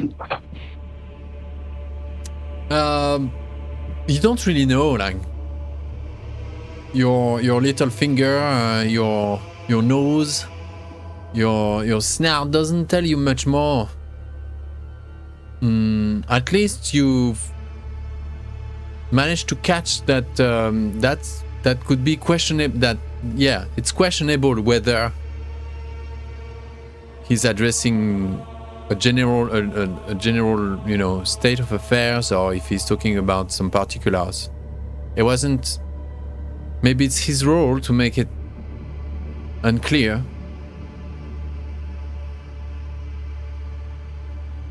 Okay. You came a long way. How was your journey? Moonbridge?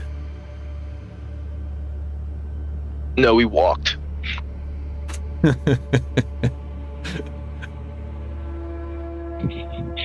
Are you of the Brotherhood? Of course. Me and this shirtless bastard here. Yeah, we're Brotherhood. Johan turns back to Hermit as well.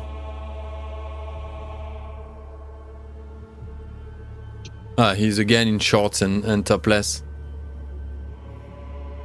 I probably your. Yeah, you probably ripped my jacket too. Yeah, This your guy. jacket. I think it's in it's in shreds.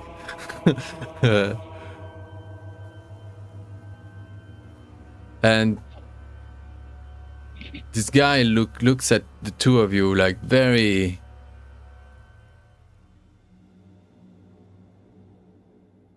Two brothers joining us. Two more. Brotherhood is strong tonight. Many of us. There's one more, but he's not with us right now. Who came from the forest? Oh. It's good to know. Well. I don't know how many days this moot is going to last for, but we will see each other. You will cross many brothers on your way around here. We're the most populous clan, after all. Like he's making a generality of an actual statement that the Brotherhood of Wolf is the most populated society, in the Garou world. You're not gonna give us any tea? I mean, it's our first time here. Your sept is hosting. I'm sure you know more about what the days will bring, and maybe will give us newbies a little bit of an idea. Brother? She wants some tea. Oh. You too? He addresses Janet like, drooling. Nah, oh, sorry. I'm not from the forest, but I've learned, try to be accustomed to, the wilder ways. And I guess I lost my balance in all of that. Tease. Yeah, there must be a stand somewhere. They must have organized something. I mean, we're homids, no? Enfin, there are homids among us. There are people who need like toilets and stuff. There must be everything you look for in that directions. Like he points downhill, and you can see like there is a couple of generators going. You know, a stand with a grill going, you know, a barbecue and tea machine, coffee, plus even possibly a some kind of like you know, boot toilet, you know, portable, like in, you know, the things you find on construction sites and stuff, and festivals and stuff. I thought he was messing with us. No, he's not. We started talking. No, it's actually pointing towards something real. Yeah. There is some kind of like human, yeah, framed sort of like functionality to all of that.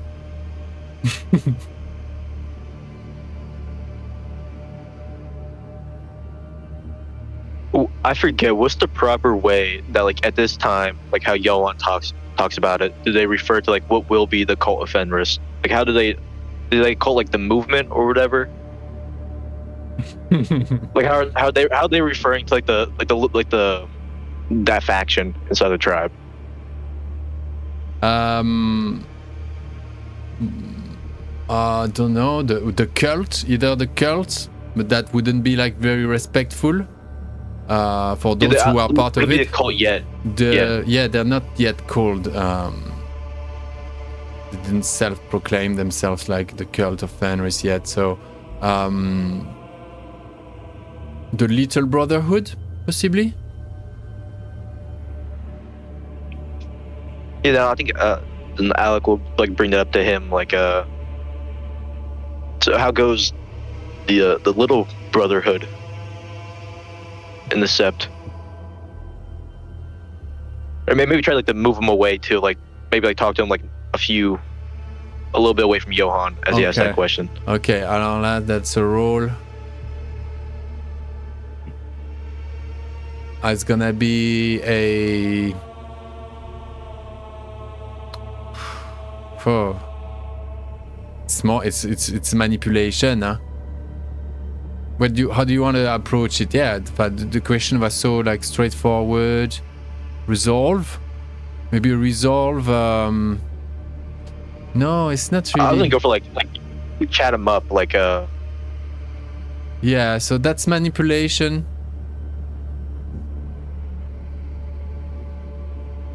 Persuasion? Bah no, you're not trying to persuade him of anything. You're asking a question. So it's etiquette, etiquette, manipulation, etiquette. One die. Yeah, just wrong manipulation. Oh, there's a failure. Yeah, okay. You know how you can turn your role public, yeah? Oh, I still have oh no, yeah. In case you want I like to roll random dice. Okay. No worries. He goes. It goes.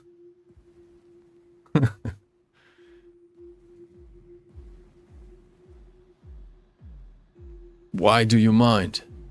Then he asks, inquiring. Roll composure, performance, or subterfuge. Performance. Roll composure, performance. I want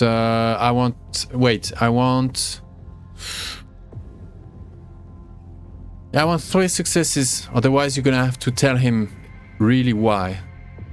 You ask. I'm sure. I'm trying to see what my speciality is for performance. Mm. I forget what I put down. I don't know how to view it. Mm. I don't know myself. If you but you put known, I think. It's storytelling for my performance. So never mind. Okay. Yeah, so composure, performance, 3 successes, 2. 4 successes. Okay, you can tell him what you want. Was that public? Oh yeah, all right. I just I'm interested in the movement.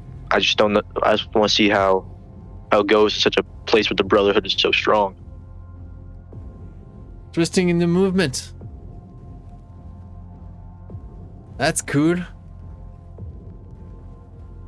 I got you, brother. Little brother. Don't worry about that. My nose told me you're soon going to find out how it's going for the Little Brotherhood around here. I hope you won't be disappointed if I understood where you're coming from. And he sort of moves on. Right, make yourself home. You know, like stepping backward. See you later. Toilets over there with the coffee and the tea. Girls. Yeah, we good.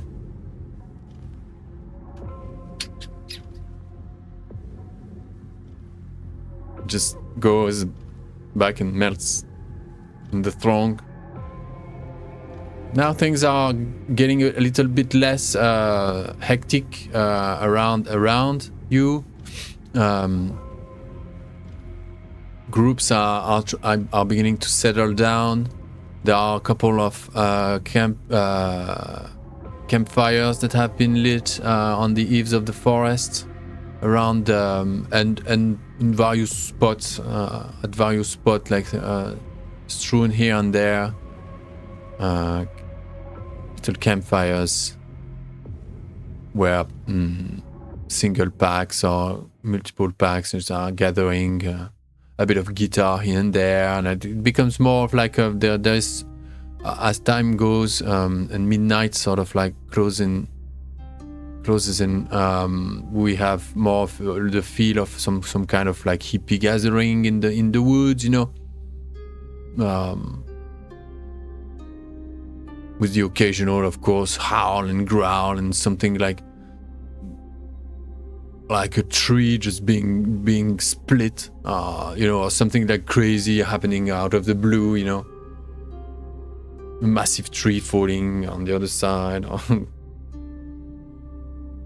someone just destroying it.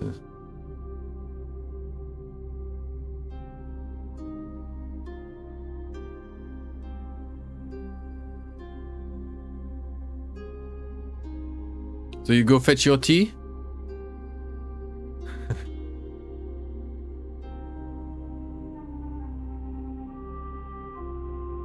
Janet is close by.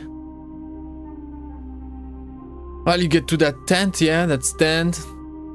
There's a couple of helping hands there, passing the teas and whatnot, sandwiches for hungry travelers come from the seventh seas. I don't know about tea, but I'll definitely take a sandwich. Yes. Yeah, so a couple of people, you know, that you're like shoulder to shoulder with, just like in an airport with people, you know, asking for tuna mayo, you know, butter and ham, please, you know, no sugar, you know. And there's a line of Garou waiting for their turn to get a bite. There is a group of possibly ragabash lupuses just skirting the edge of that stand, like skulking the area, just having a laugh in primal tongue at the homids, looking for their sandwiches. The lupuses are just having a crack at yeah.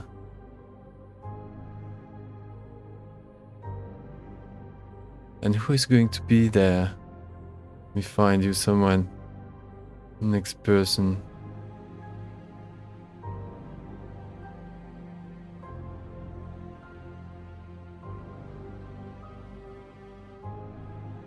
Oh, but you know who is there? So you didn't notice, like right in front of you, between Alina and you, Lucas. Not only the trench coat, but the smell of that trench coat. The canals of that lake, the canals of Rummelsburg. Smells of Udo. And he's queuing for his sandwich.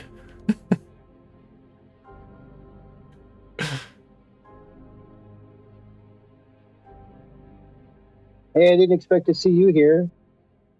Oh! Who comes here?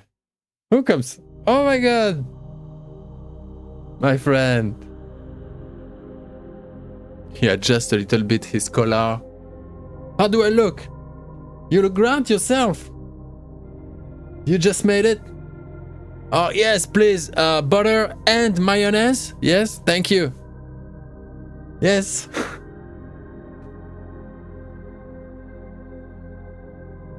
Butter and mayo? Man, you gotta watch your cholesterol. Come on, look at me. I'm just as skin as it can get. Nah, I need to improve on that side of things. And I mean, and it's not every day that I can get a... Well, everything I get is always for free. I'm getting used to that, but now, look. Man, a Garou making me a sandwich. Let's go.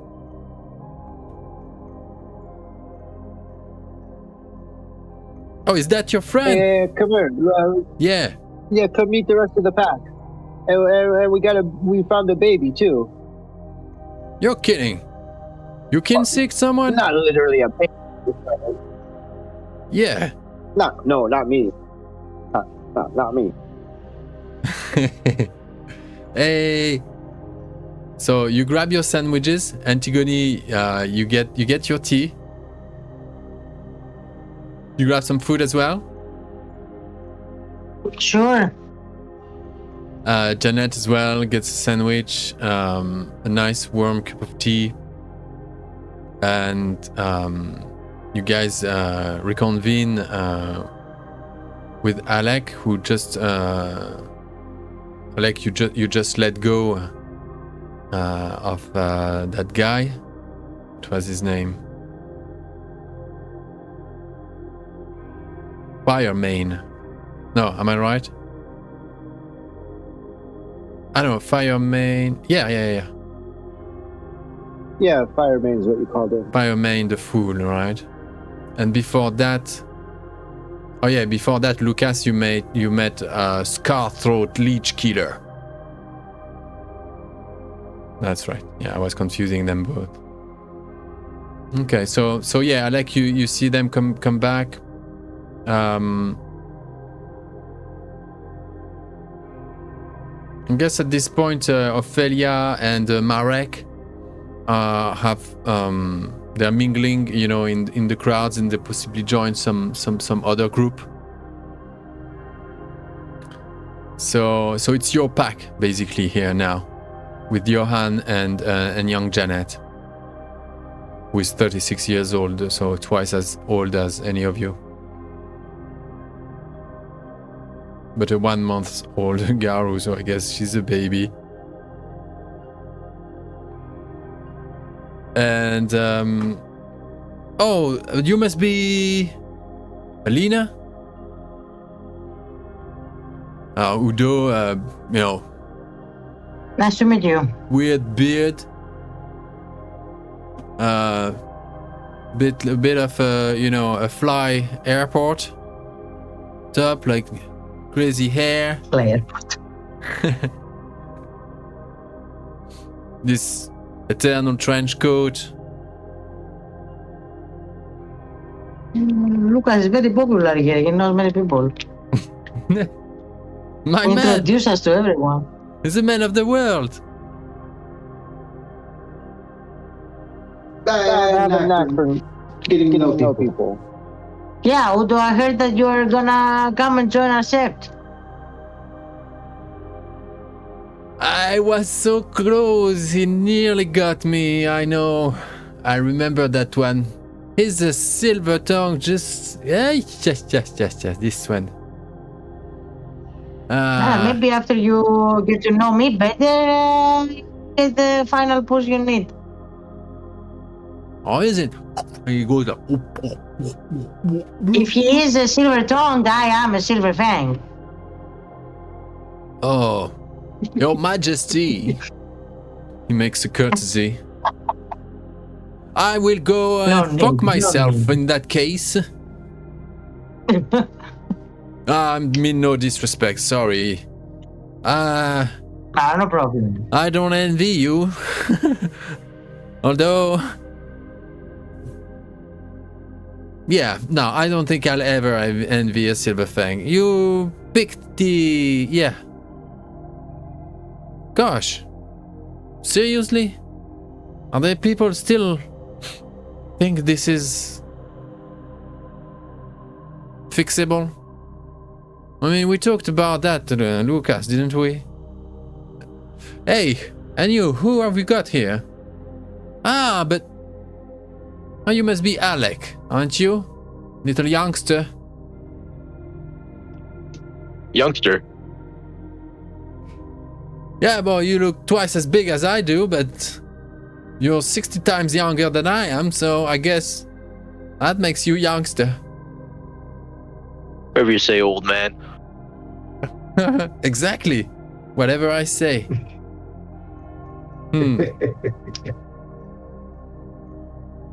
And your pal here? And your hand goes, whatever you say, old man. Don't you recognize me?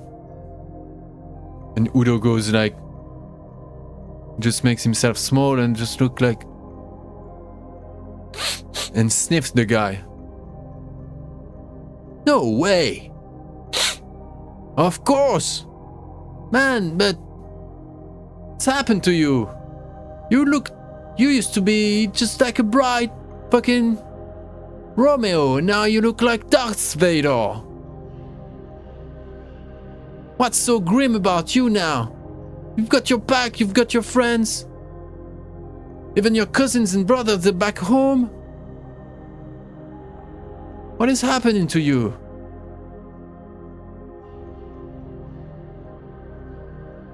None of your concern. It's all good. Pops.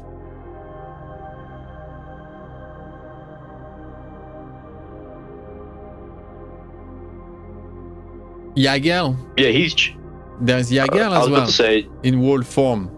Grandfather Wolf is here, right? You don't go anywhere without him. Alec. I mean, probably, yeah. But I was about to say, Johan's in the middle of this entire like forest, just in his underwear at this point. He's just freeballing it in the middle of a very like important thing.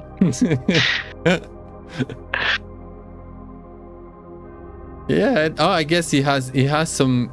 I guess he has a dedicated. How do you call them? How do you call them? Just the shorts, underwear. Underwear. Are they boxers? Yeah, boxers. Yeah. He has just dedicated boxers. That's all he needs. What a nice bunch you brought us, Lucas. So you must be the pack leader. He addresses Alina.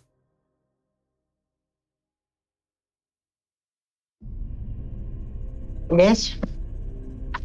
How does that feel? I've never envied my pack leader myself. He's a Shadow Lord. He knows how to do it. I guess I would too, but I wouldn't. I would. I would hate the responsibility. And he goes.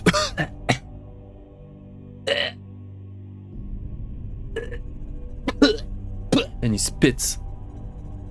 Don't mind that. Are you right? Yeah. I'm just about to die, but it's just about the same now. Aren't we all? Aren't we all?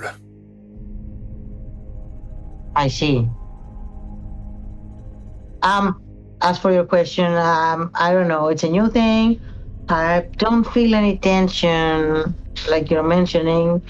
It's kind of coming out naturally. We will see. Wow. Fair play. Fair play, there's something there. She caught me by surprise. I thought she's going to sing me a song or something epic about it, and now it's all natural.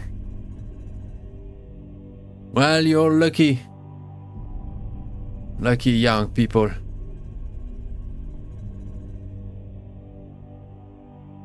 Oh, look who we've got over there. Just don't look obvious. Okay. And he eyes towards possibly 25 meters away. There is a circle of Garou, of humanoids standing. And it's Gaia's Vanguard.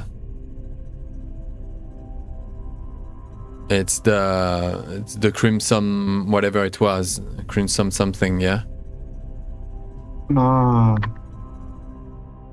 The East Berliner. So they're there with the man with his cat. Somewhat the cat travels the Umbra. All they came by car or minibus. But still, it's a big journey, huh? Because you cross. Berlin is on the eastern side of Germany as a whole, and Schwarzwald, we're now like near the French border. If I recall, Lucas knows these people. Oh, he does. And so, Lucas, I think that you mentioned them before. Wait, who's that? Gaia's Vanguard. The guy with the cat. Yeah, that rings a bell. I don't remember exactly, but I remember you and Victor. Split Tongue and all those. Yeah. You know everybody in this mode. Not all of them are there. They're part of an assembly of half a dozen Garou humanoids in hermit form, just conversing like that at a distance. But you see that Huntsman, their leader, the leader of Gaia's Vanguard, from the Crimson Meadow, caern. Huntsman is there with Split Tongue and Killer. Right, so that's two Arun and Split Tongue Rakabash. The Huntsman is still Brotherhood of Wolf. Killer is a Black Fury. And Split Tongue, a Gale Stalker. So Arun, Gate of Wolf, Arun, Black Fury, and Ragabash, Gale Stalker. And they're throwing German jokes at each other. I think they're chatting possibly chatting with a bunch of West Berliners. So they must have fun.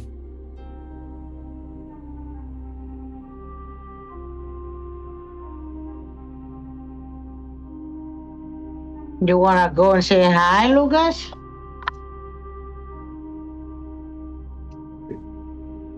Say hi. Oh, those guys are jerks. Ah, we're gonna go all together. Maybe. Oh, you mean say hi? Yeah. Say hi. Garou.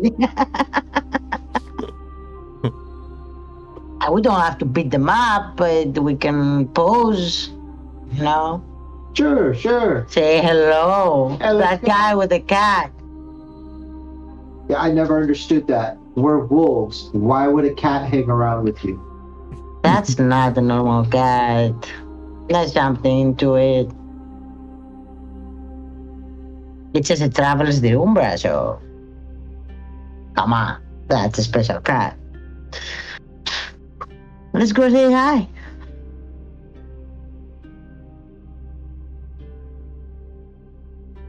What's the problem? Stands forth Johan.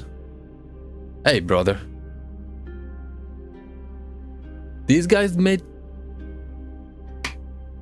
We could show them now. You know? We could just show them now. We made a life for ourselves. That we're cool. Johan is right. They do they, we do us, we're cool. But Yeah. now we have a name. We have a fucking patron spirit. A cairn. A sept. People Let's under go show our them. wing. Come on, let's go and show them. That's the spirit, Johan.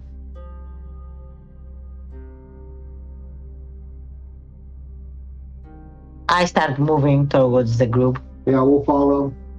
Oh, I'm sure this is a good idea. I feel like it's not gonna end well. But all the Alec really changed. I mean, okay, don't go to the other extreme, dude. We're still wolves. Hey guys, I don't know about this. Recognize a little. Show some teeth, you know. Udo, No, I think the Brotherhood's a really good influence on you. Hey, You peace and seem love, to brother. calm down. Peace and love. Yeah, brother. yeah. He pulls out blood from nowhere and starts smoking it. Are you sure you're not the children of Gaia or something? Hey man, don't kill the vibe. I'm trying to. Don't kill the vibe. Oh my god. Udo finishes his sandwich, puts a bit on the side inside his beard somewhere, just like a good survivalist. Oh, Adjust once more his collar and just messes his hair. He doesn't like to be, he needs to feel electric. Udo.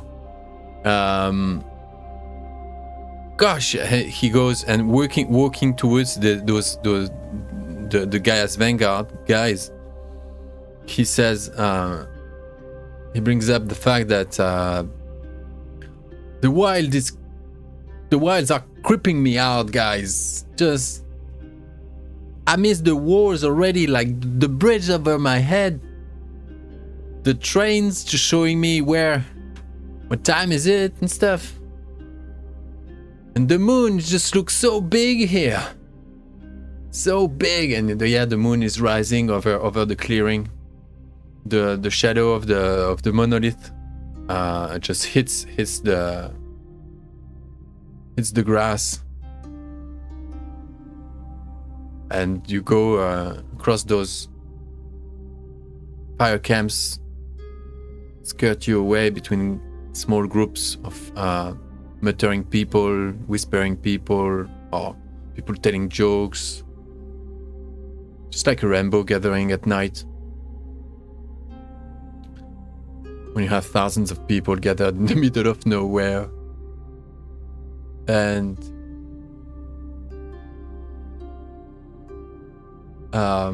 Udo goes, you know, he whistles at them. Hey, bitches! I have a good opening line. Huh? Oh, go, open. I will look at the cat and I will be like, oh, look what the cat dragged in. Yeah, I want revote. I want revote and pack leader now.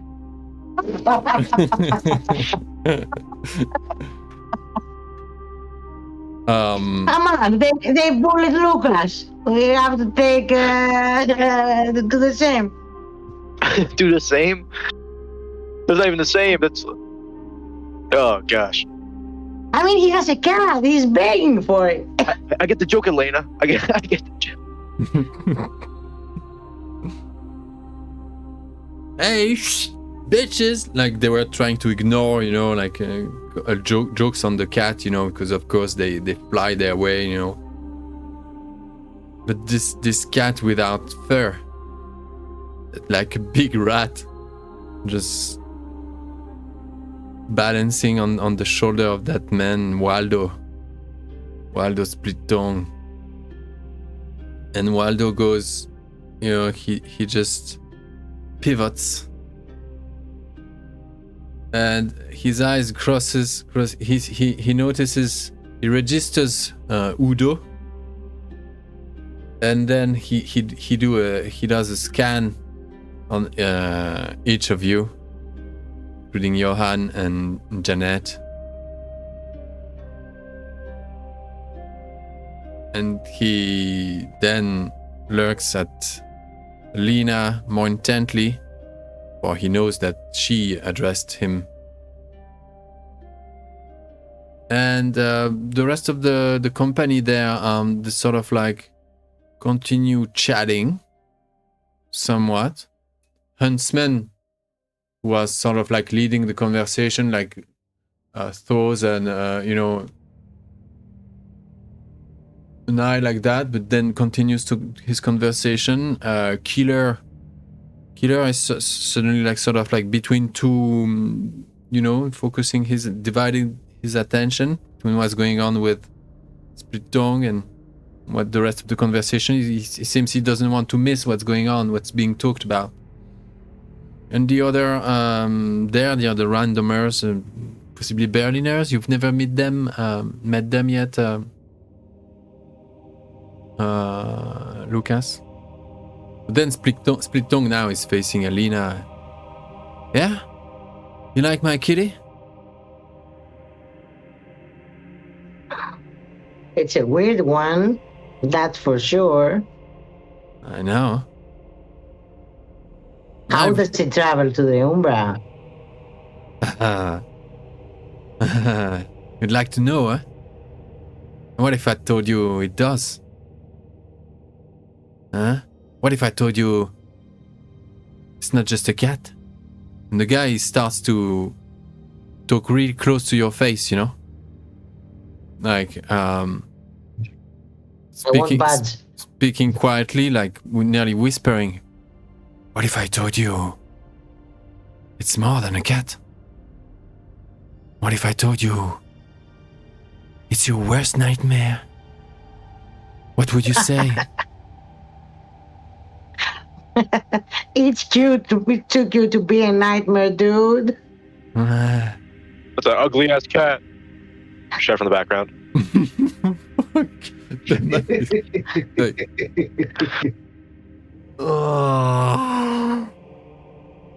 That's the Alec we know. The guy stretches. He talks. He addresses Luke. He addresses Lucas, talking about what you just said, Alec. We're just going to let that slip, yeah? Just no one heard anything. No, I said it pretty loud. A lot of people heard it. Did you repeat it? Shut your mouth, you freak. Look at yourself. Look at you. Speak better. Do you know who you are talking to? I didn't know the I murdered, tried the whole piece. the murdered youth are back in town. You're supposed to be dead at your age. You don't survive the wilds. Kiddo, go back to mommy. Hey man, I tried peace and love, but it didn't work out. It ended really quick. You shut your goddamn mouth. He explodes in laughter. He explodes in laughter. I've killed more. Give I it killed love, more give it love. werewolves than I have people or pain spirits. Don't say that. Don't. My No. ratio is so bad. I have such a horrible ratio. Killer now has pivoted again, turned around, and it's like, what the fuck are they talking about? Kill ratio? And he steps Yeah, my in. KD ratio. I'm the fucking killer here. I'm the fucking assassin of Europe. I'm the mass murderer. Right, you're going to tell me, you kiddo, like this youngster here, killed more people than I did? Yeah, I mean, it's pretty high up there. I mean, I reject that past. I reject it, but, you know, I put up some numbers back in my day. Back in your days? But where are we? Lucas, this is your pack? Yeah, you guys act hard. These guys are hard. These guys are nuts! Oh fuck! This is Johan? Oh shit! I'm pissing myself! He takes down his trousers and in hermit form he pisses on the ground. Oh, why your dick is so small? Are you Oh, potty that's trained? why you have a cat. Because it's equipped for vaginas like for yours! Fucking bitch! Shut up! Oh, punch him. yeah, immediately swing. You punch Killer? Yeah, let's get down. Alright, you punch Killer. Bobo. No more peace and love. All right. Okay, Alex, let's compromise. You guys, he I pisses see. himself, pisses his pants. Johan, Johan just cracks his neck.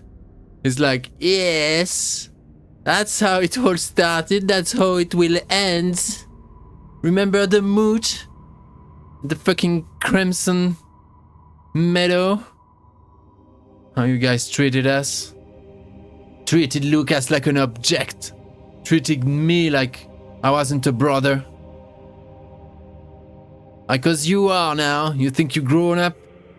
Fucking tramp. And that was Split Tongue talking. Killer just readjusts his jaw. Nice touch.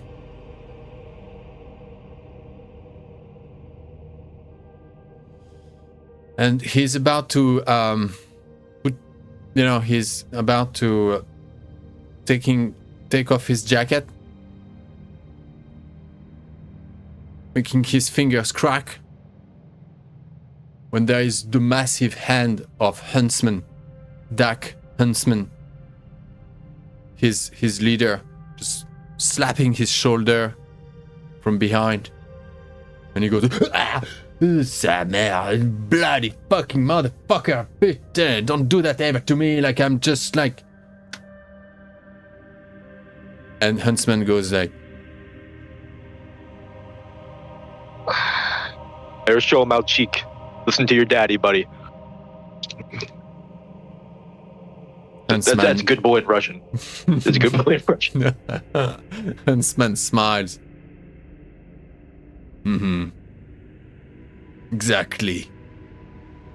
And he forces Killer's shoulder, to Killer to pivot back.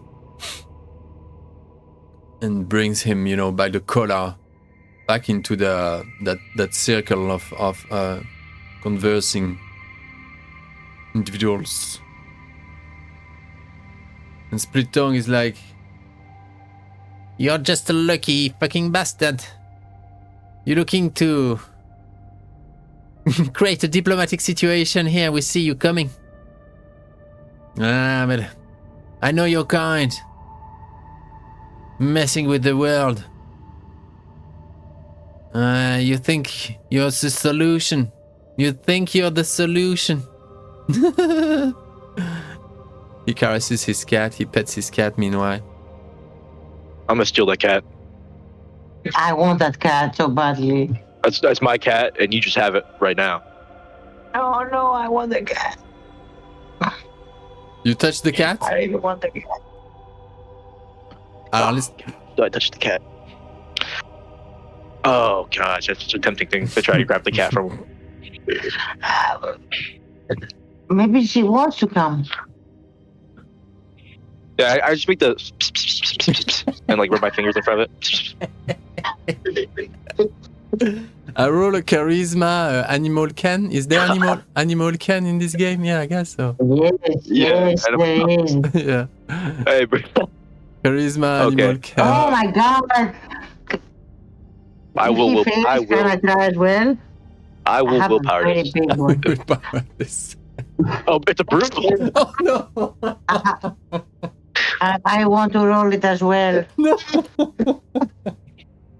Don't do that to me.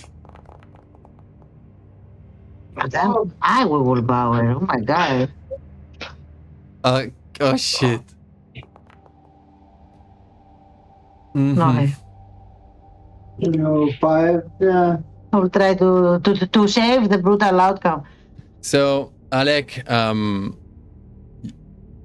you just go like, and the thing just bites you. Oh no, but I think it slashes you. You know, it slashes you with his front claws, and yeah, and you react brutally. I think he like he like forcefully says, "You're gonna love me," and like, he tries to grab the cat off his shoulders. You're going to love me, or I kill, or fucking you. There is no other way. You try and grab the cat. Roll. It's gonna be a dexterity brawl.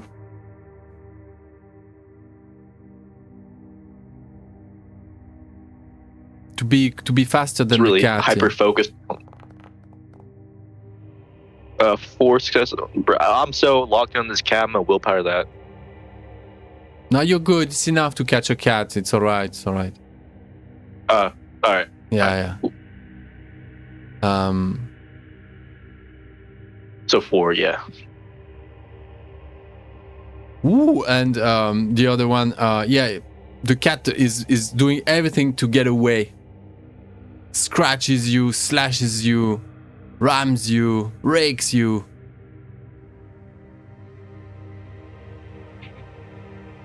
Then brings it. And Split Tongue Brings the cat back to Elena. Yeah.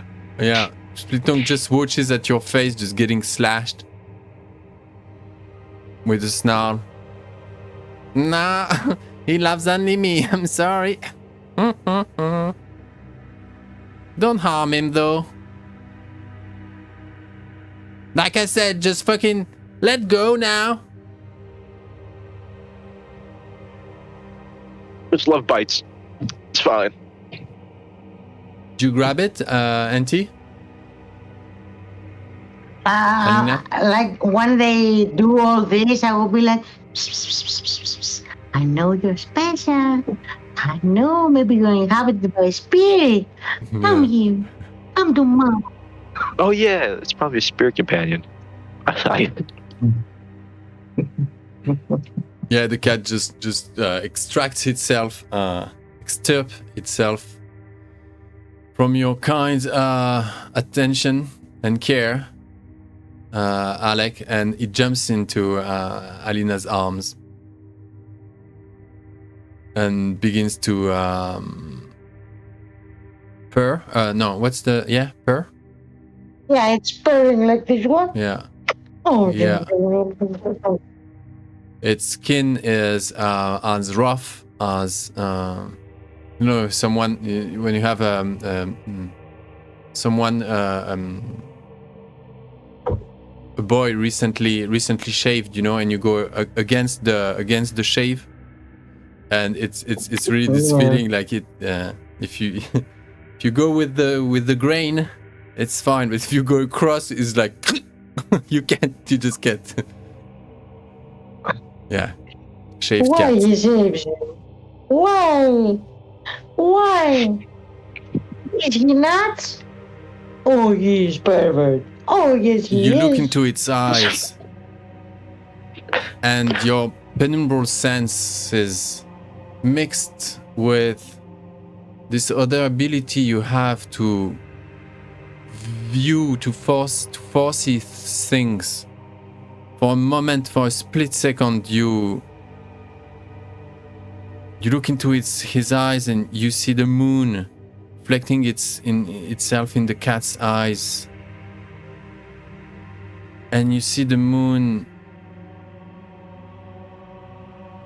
is crying, but like cascades, waterfalls of tears. And that amount, that cataphracts, how do you call, you know, that amount of the torrents of tears gather into a river. And far where the river ends, somewhere in the birth where it melts with the ocean. Is it the silhouette of a planet that you see? Sinking, drowning in an ocean of tears. A blue planet being engulfed in a sea of tears.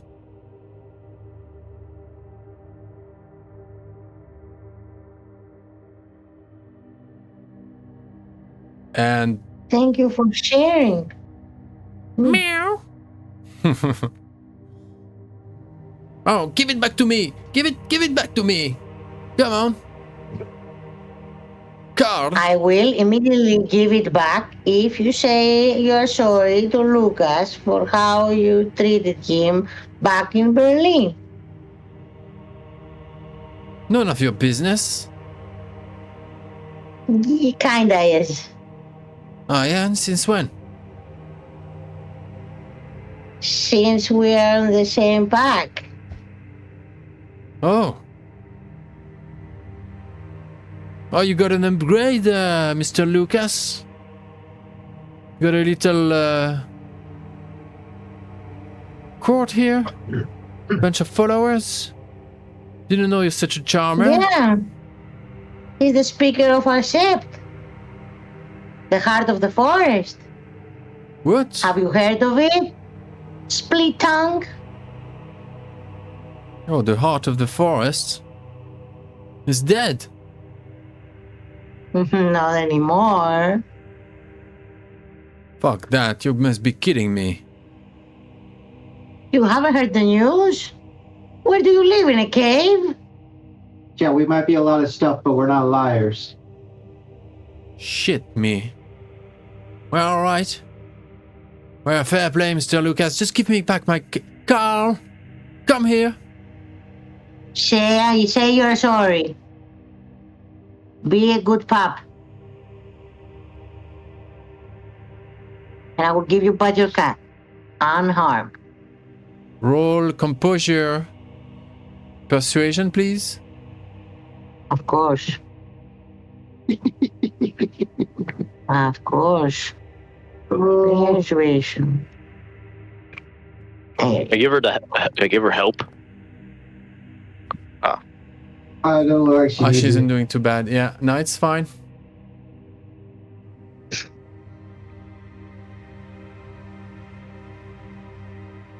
I like the way you talk, lady. Oh, wait. I haven't heard the Heart of the Forest was back on duty, but I know you. I saw your face in the magazine. Fucking hell. Guys, this No, is please, you her. read magazines. This is Kowalska. What? Kowalska? You know, there is a couple people, you know, like suddenly like kind of like a mini crowd assembling as soon as he mentions that name. Shit, it's the girl from Solidarności. Yeah, that's right. Oh god. And the book. I read her whole life story. Oh man. It's pretty tongue. He goes, You Carl. understand the hints? Okay, Alina, just let go now. Give me back my car. He turns his back to Lucas.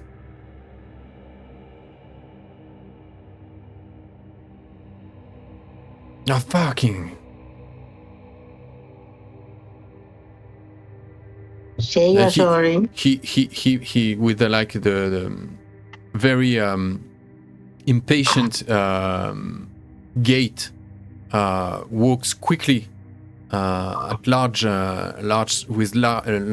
strides and goes straight, attempts. You see it arriving like quick, as if he was going to headbutt you, Lucas. But he grabs your cheek. He attempts to grab your cheek to kiss you on the lips. What? It's weird. Yeah, no, we don't swing that way. Oh, fucking hell. Okay, I'm sorry. Yeah. You got it? Okay. Yeah. Hey, Carl, go to your daddy. Yeah, good boy. Say sorry. Fuck you. I'll see you when it's time for challenges. Hey, you deserve but I'm that. right here. I I'm can't right help here. you, man. Then I'll bring my big brother. Killer over there is going to take care of you. Oh no, Killer's daddy said he can't. So Well, when it's going to be officially time for challenges, this place, it's becoming like Benyer, yeah? It's going to be the Roman games. We didn't came here for challenges. This is a big mood that never happened before. We are here for important matters for our society. nah, peace and love failed really quick. I'm here for challenges. All right. What's going on? Give him some cigarettes. Give him something to smoke. Yeah, he takes off the like That's the tie-dye shirt he was wearing this entire time. I didn't mention it, but he had it on. Takes it off. That blunt he was smoking, he puts it out like.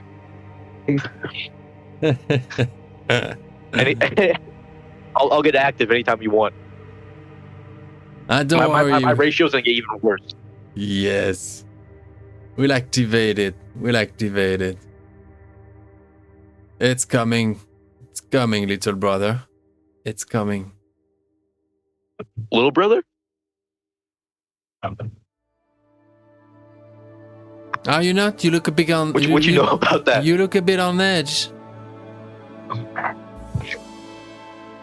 Forget about it. I'm calm. Are you? I'm fucking on edge. I'm Are you always down on with the fucking movement? edge. Two-tongue? I can go from one end of Let's all the forget spectrum. about it. I can go from one end of the spectrum to the other in no time.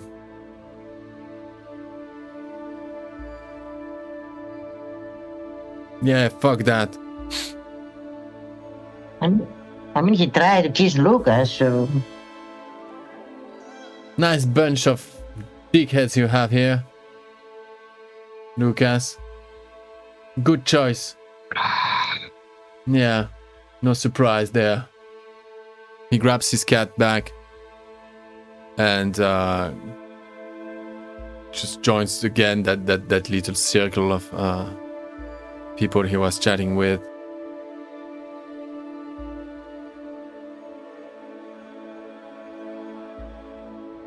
And Johan this entire time kept his cool, like see that in fact I think he was distracted by Janet who tried to keep him, like, you know, focused on other things, asking him about his childhood as a wolf in the forest, and just like you asked for. Oh, she gets a promotion. Mm-hmm. Hey, I know how to pick him. Yeah, we'll have to find one for you as well.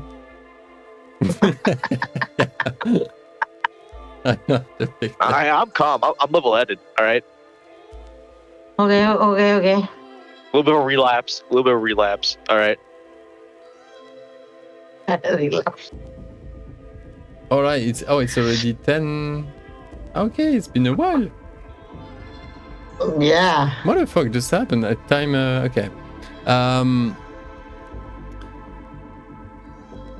Ophelia shows up with Marek and Alta on fire, and the others from delegation of Pushcha, yeah? Ultrasound and Heavenly Gaze. Only Zumi is absent. But that bunch, Tamara Tvalevich is not part of it as well, either. But she comes and announces that, like in a sleek sort of like I fit in, you know. She just like they arrive, they follow her. She's in her, you know, silvery moon gala dress. The opening howl is about to take place. My dears, darlings, please put yourself together. Assemble and let's look the part. And you see that two individuals are approaching the central area, the middle of the clearing, in front of the monolith.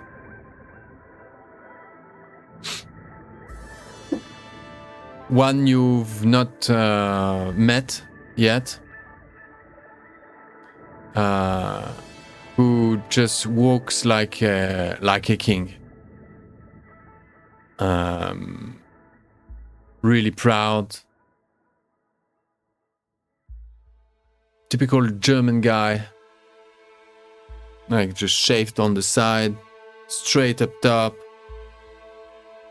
I don't know if that's typical, but looks definitely the part of a Schwarzenegger. Like this actor, you know, that was the bodyguard of Grace Jones, yeah. The guy who played in against Rocky as well. He was, you know, but he was originally Russian, wasn't he? This guy comes in. That was Ukrainian. Possibly Ukrainian, yeah. You know who I'm talking about.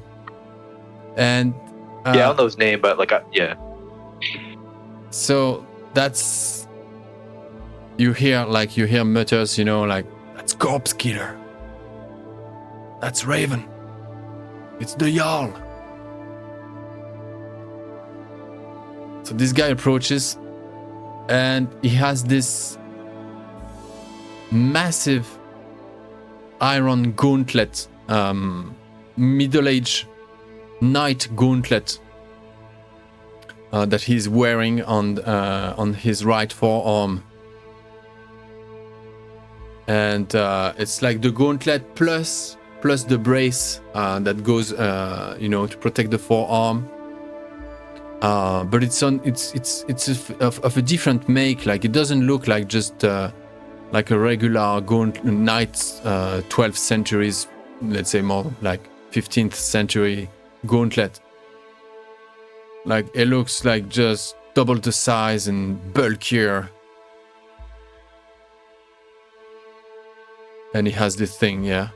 And another man, the Garou in hermit form approaches at his side, and you recognize him, Johan, and I mean, you all met him. It's Nikita Popov.